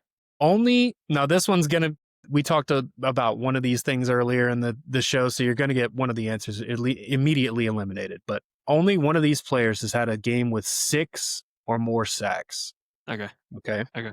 Myles Garrett, Khalil Mack, Cameron Jordan, Max Crosby, TJ Watt. I feel like this is one of probably the hardest. I'm sorry. Has had a single game with more than 6 sacks? Only one of these guys has a game with 6 sacks. Okay, okay. Rest of Only them are one of these close, guys has but they don't have more. 6 marks. Got it, okay. So, in my brain, I was thinking the opposite, like, they have all then I was like, "It's Garrett," because we just talked about how he only had 5, and that's the franchise record. And these are Okay, all so you're obviously saying relatively recent players you're familiar with. yeah. Garrett, we know, had 5 that set the franchise record, so we know it's not him. Um, Khalil Mack, I wanna take him out as well, and my main reason there is because I know, at least early on in his career, he was less that because he's more of an edge rusher now, but I know when he was at Buffalo and then early on in his career, he was more of a stand-up, like, in the middle, like, middle linebacker type of role. So and I wouldn't think that his 6 plus sacks came at a time later in his career just because of, longevity and fitness. I don't think he would have had a game like that. Cam Jordan is the other name you said? Cameron Jordan, Okay, I'm gonna come back to that Saints. one. I don't think Max Crosby has had I think I would be willing to guess that Max Crosby, the most sacks that he's had in a game is probably about 3, maybe 3.5, because I know he's, a pretty damn good edge rusher, but I feel like he's more of a pressure guy, and he'll get a sack occasionally, and that's great, but it's never been like you know, just pounding a left tackle over and over again and getting to the quarterback, right? It's always like, you know, TJ Watt's the one where I'm like, I feel like he's had one of those crazy big games where he got like 7 sacks. Like, I feel like he's the guy that might like hold the record if there is one. Like, or well, obviously there's one, but I feel like it's TJ Watt for some reason. So right now I'm between Cam Jordan and TJ Watt. Can you tell me at the very least if it's one of those two guys? It is not. Damn. Okay. Is it Khalil Mack? It's Khalil Mack. Wow. Khalil Mack sacked Justin Herbert 6 times in 2023 Oh, in one wow. game, Damn. I feel like I would have remembered that because it would have been like a right? generational hate watch for me. Looking at these stats, I was like, I do not remember that game Yeah. at all. That's awesome. Hey, good for him. And now he plays alongside him, right? Isn't he on the Chargers Yeah, now? yeah, he's Yeah. on the Chargers now. That's a I fun one. always imagine things like that where they walk into the locker room and they're like, after just getting moved to that team and been like, hey, so a few years ago, I kind of beat your ass. You want to talk Sorry about about it? that, buddy. Yeah, sorry. Uh, For the other guys, obviously Myles Garrett has had a game with 5. He's had a couple other games with like 4 and 4.5. Mhm. The other 3, Cam Jordan, TJ Watt, Max Crosby, all have 4 games with 4. 4 sacks. So Okay. very impressive. Cam Cool. Jordan, obviously different era, but Max Crosby and TJ Watt, young guys, very impressive stuff. Yeah. Okay. Maybe I'm getting mixed up between the Watts and the Bosas, but I feel like there's some one of those guys has like a game with like multiple sacks, like 7 or something. I mean, JJ definitely has a game with a ton of sacks. I don't know, but I left him out of that one intentionally. Yeah, yeah, I yeah. I felt would have like been that like, yeah, one that's would be easy. obvious. Yeah. Okay. Okay, next up. We're going to kind of throw this one back about 10, 20 years ish and see what you know about these wide receivers. Okay. Maybe I'll do better with this one then. So one of these wide receivers has not had a season with 100 receptions.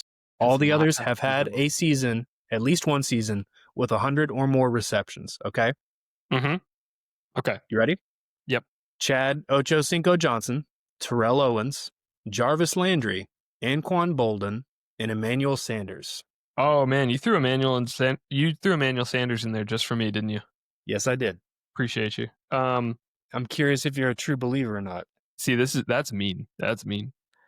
Um, I will say, of all the questions, this group is the most tightly bunched together, stat wise. So yeah. I don't expect you to know this one. This is just kind of a more of like a, oh, that's neat kind of thing. So my guess here is that Ocho did it, Owens did it, because I think they've both led the league in receiving yards at least once. And typically, you know, you can kind of draw a line, a decent comparison. If you have a year where you're leading in yardage, you're probably getting a shit ton of receptions. It's the only reason I'm putting those two up there.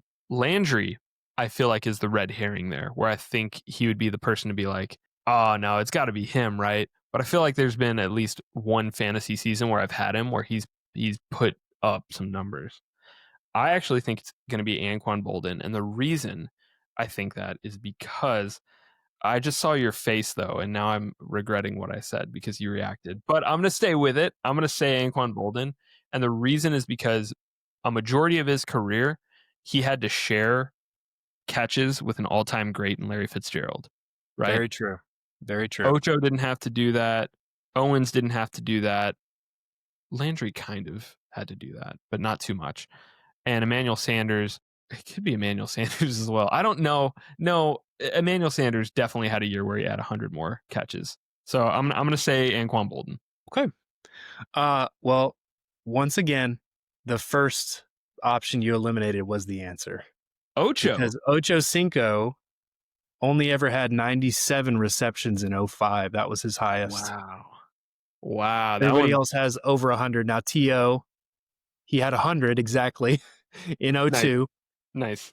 And then you've got Emmanuel Sanders had 101 in 2014, Anquan Bolden 102 in 2005. Jarvis Landry had 110 in Yep. 2015.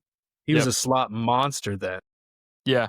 That's why I said I know he had, and he may have not even been a top 10 wide receiver in yardage that year. I don't know for sure, but I feel like that's kind of the case, right? Where he's catching a lot of like bubble screens Yes, and a ton of he's those. he's having a game where he has like, 10 catches, but he only has 50 yards, you know? Like, so that one I felt like was the red herring because he's not as big of a name as some of these other guys. Yeah. That was good. That was good. I'm surprised it's Ocho, actually. I feel I like, thought you would be too, man. I looked at that yeah, and I was like, what, for real? It's yeah. crazy. All right, last one. We're going to talk about some Hall of Famers here. Ooh, okay. Career points scored. Ah. All of these guys but one has at least 700 career points. These are all Hall of Famers. Marvin Harrison, He does. Walter Payton, Tony Gonzalez, Marshall Faulk, and Antonio Gates. Oh man, you're throwing me for a loop with the Falk one again. Hey, what was that first game? Was that yardage? That first game was who has not surpassed 1,500 yards in a season. Okay, so that doesn't mean anything. Yeah, for that this doesn't game. help you here. This is 700 points scored, right? I'm gonna say Marvin Harrison did both for longevity and because Peyton Manning, and Peyton Manning has like the third most touchdowns of all time tossed. That's fair. Walter Payton is one that you said. Okay, I'm question marking that one. And the main reason there is because that's not obviously not my era. I don't know too much outside of 85 Bears. I would venture to say I really don't know anything outside of 85 Bears. I mean, he only played 13 years. Only. But, Wait, only? Wait, hold on. As a running back? yes, dude. All right. Hey, that's a damn good running back. We saw the last game. Running backs don't last long. They don't.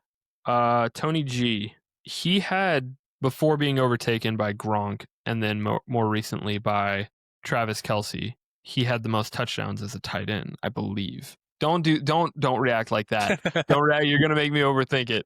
I'm gonna say he has as well. I think Marshall Faulk's the red herring here because you already listed him, and there's no way it's him twice, right?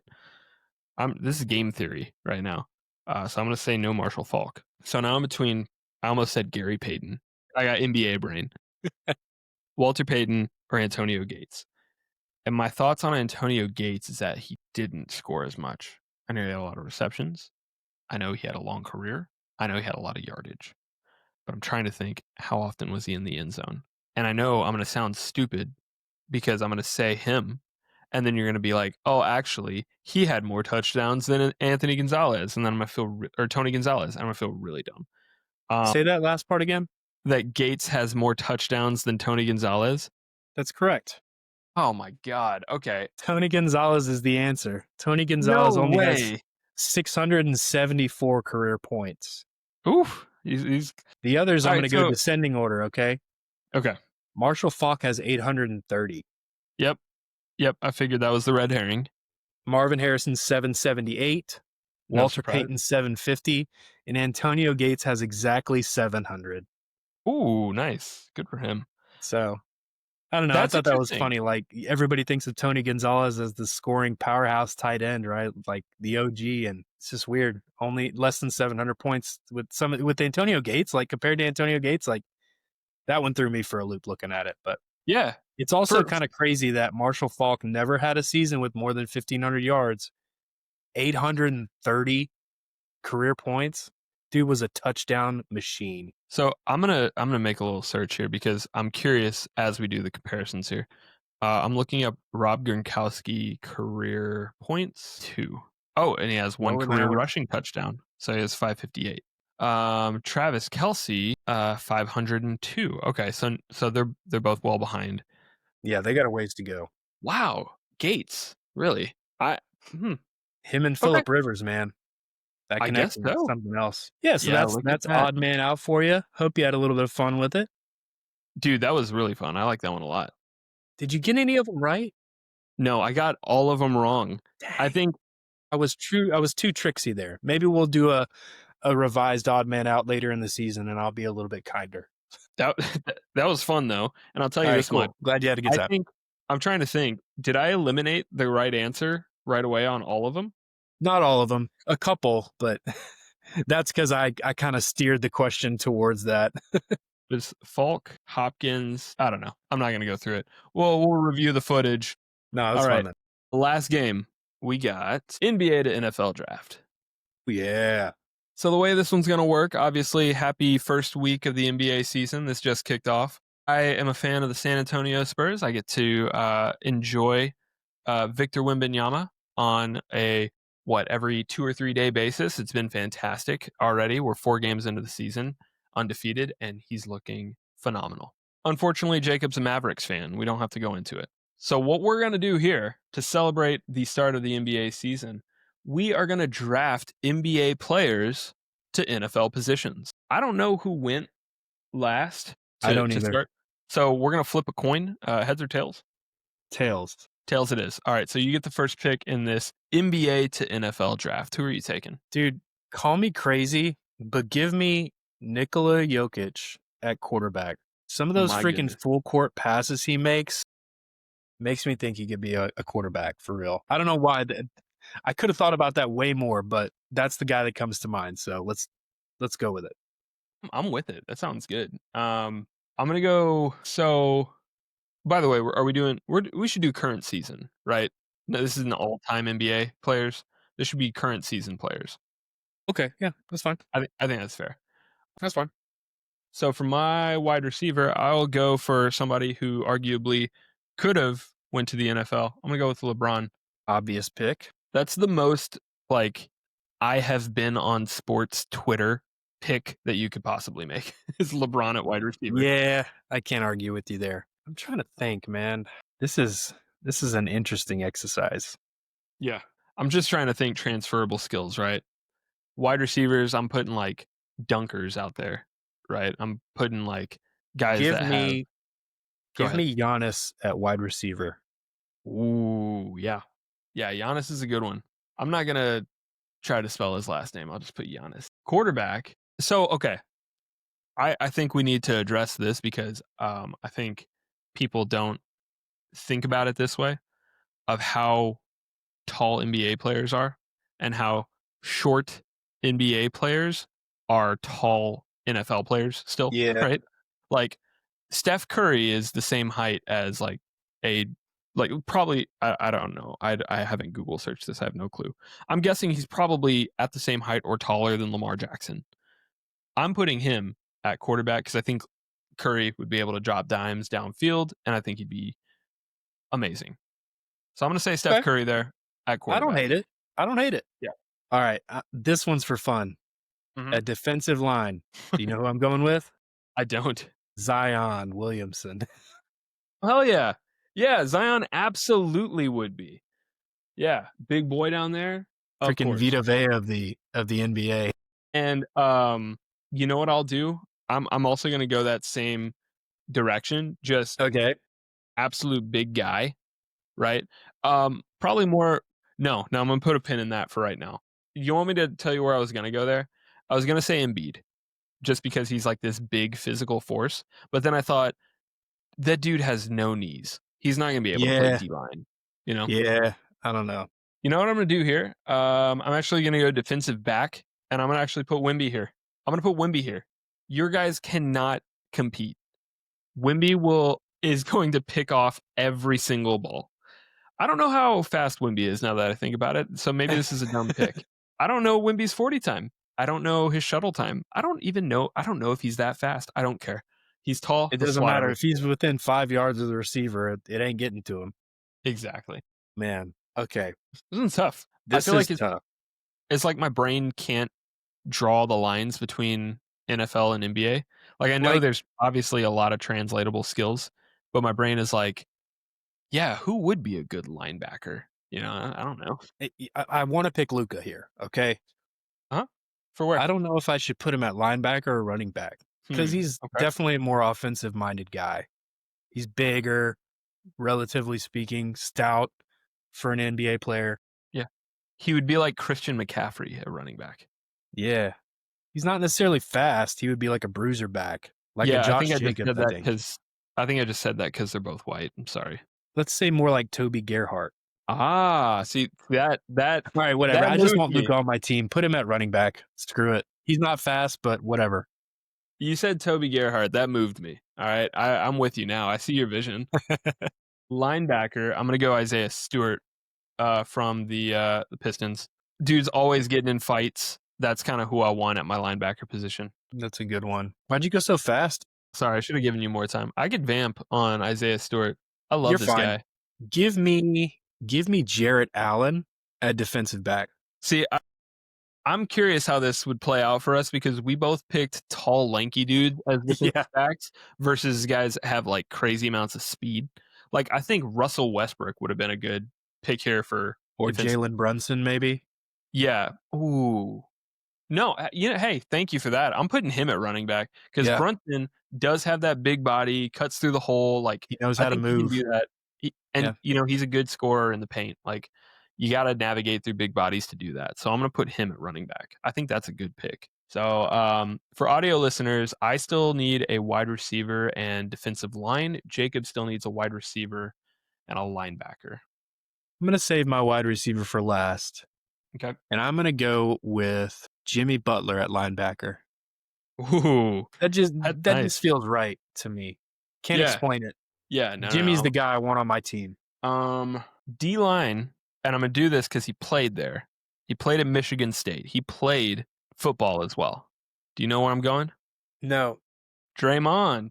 Oh, okay. Draymond. He wasn't very That good, and I don't think he played D line. I think he played like tight end, but it doesn't matter. I feel like he's a it big, doesn't matter.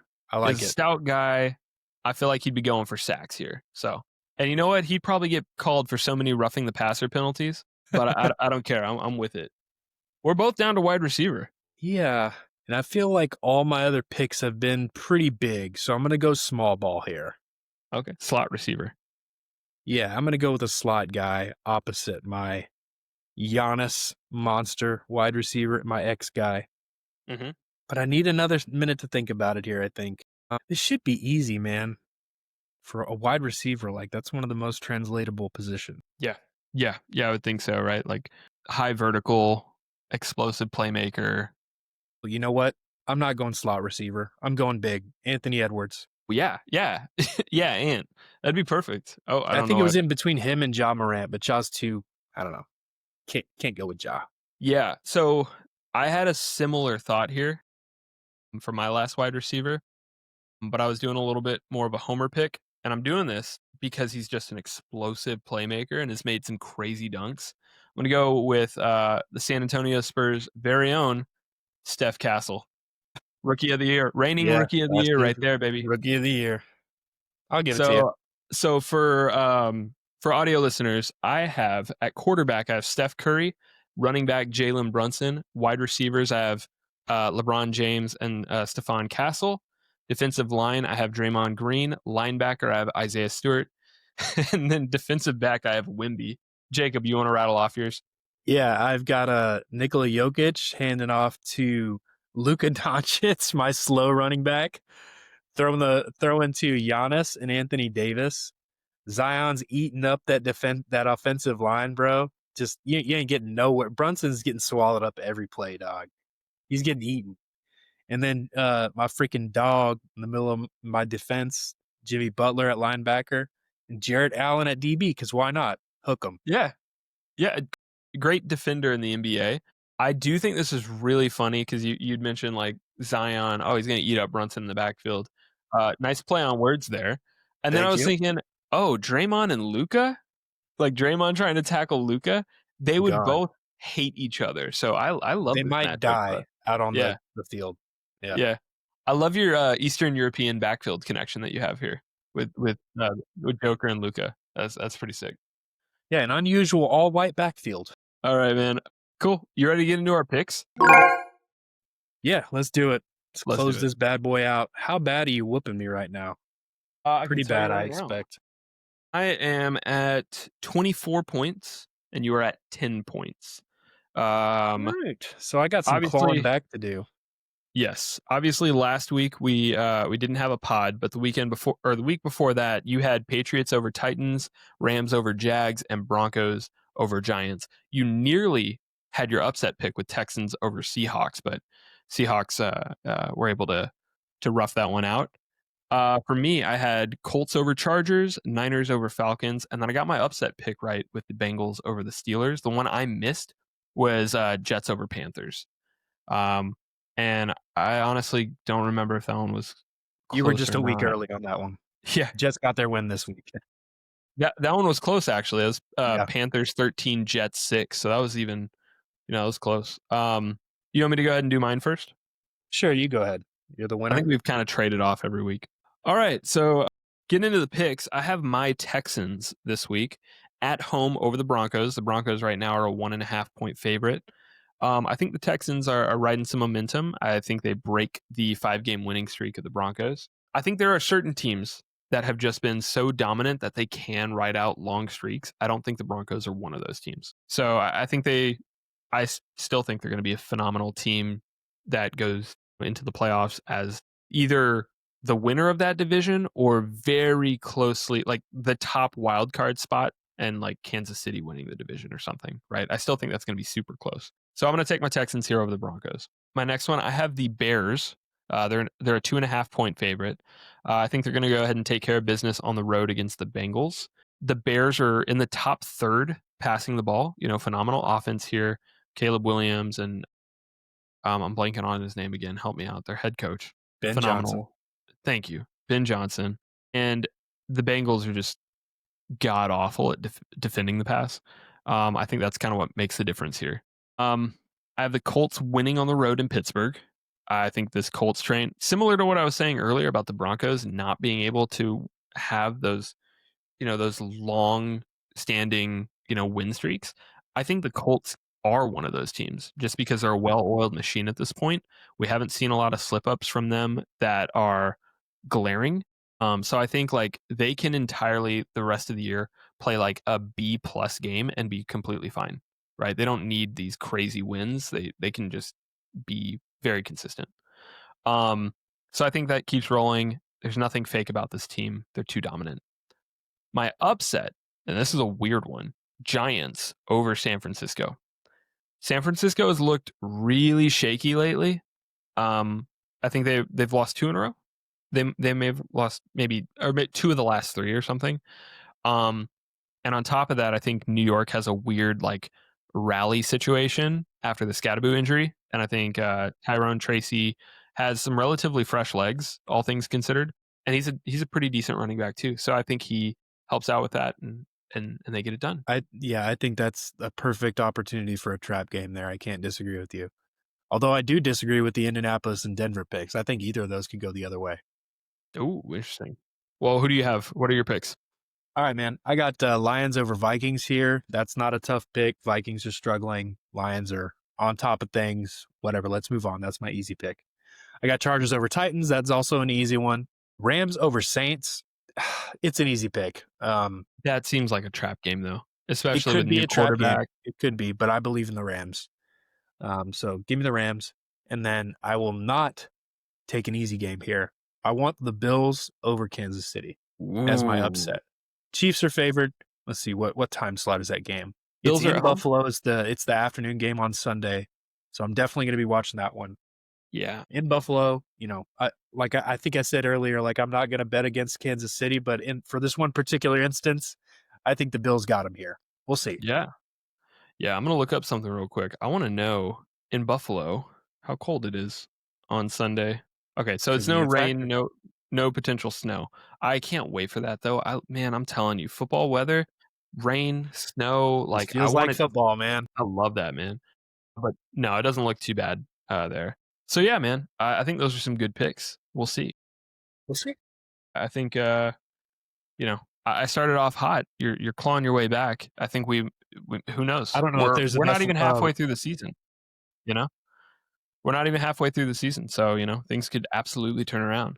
That's gonna do it for us for episode 9, I think we've said, of the High Point Podcast. I hope you all enjoyed today. Again, I'm your host at Rick High Jr., and then we have Jacob at JDubTines. Hook 'em Follow us on High Point Pod, on all the different social sites wherever you get your podcasts. and wherever you get your podcasts. We're on Spotify, we're on Apple Podcasts, we're on rss.com. We're on Pocket Casts, pretty much anywhere that you get your podcasts. Thank you for listening, and we'll see you next week. These guys. Peace.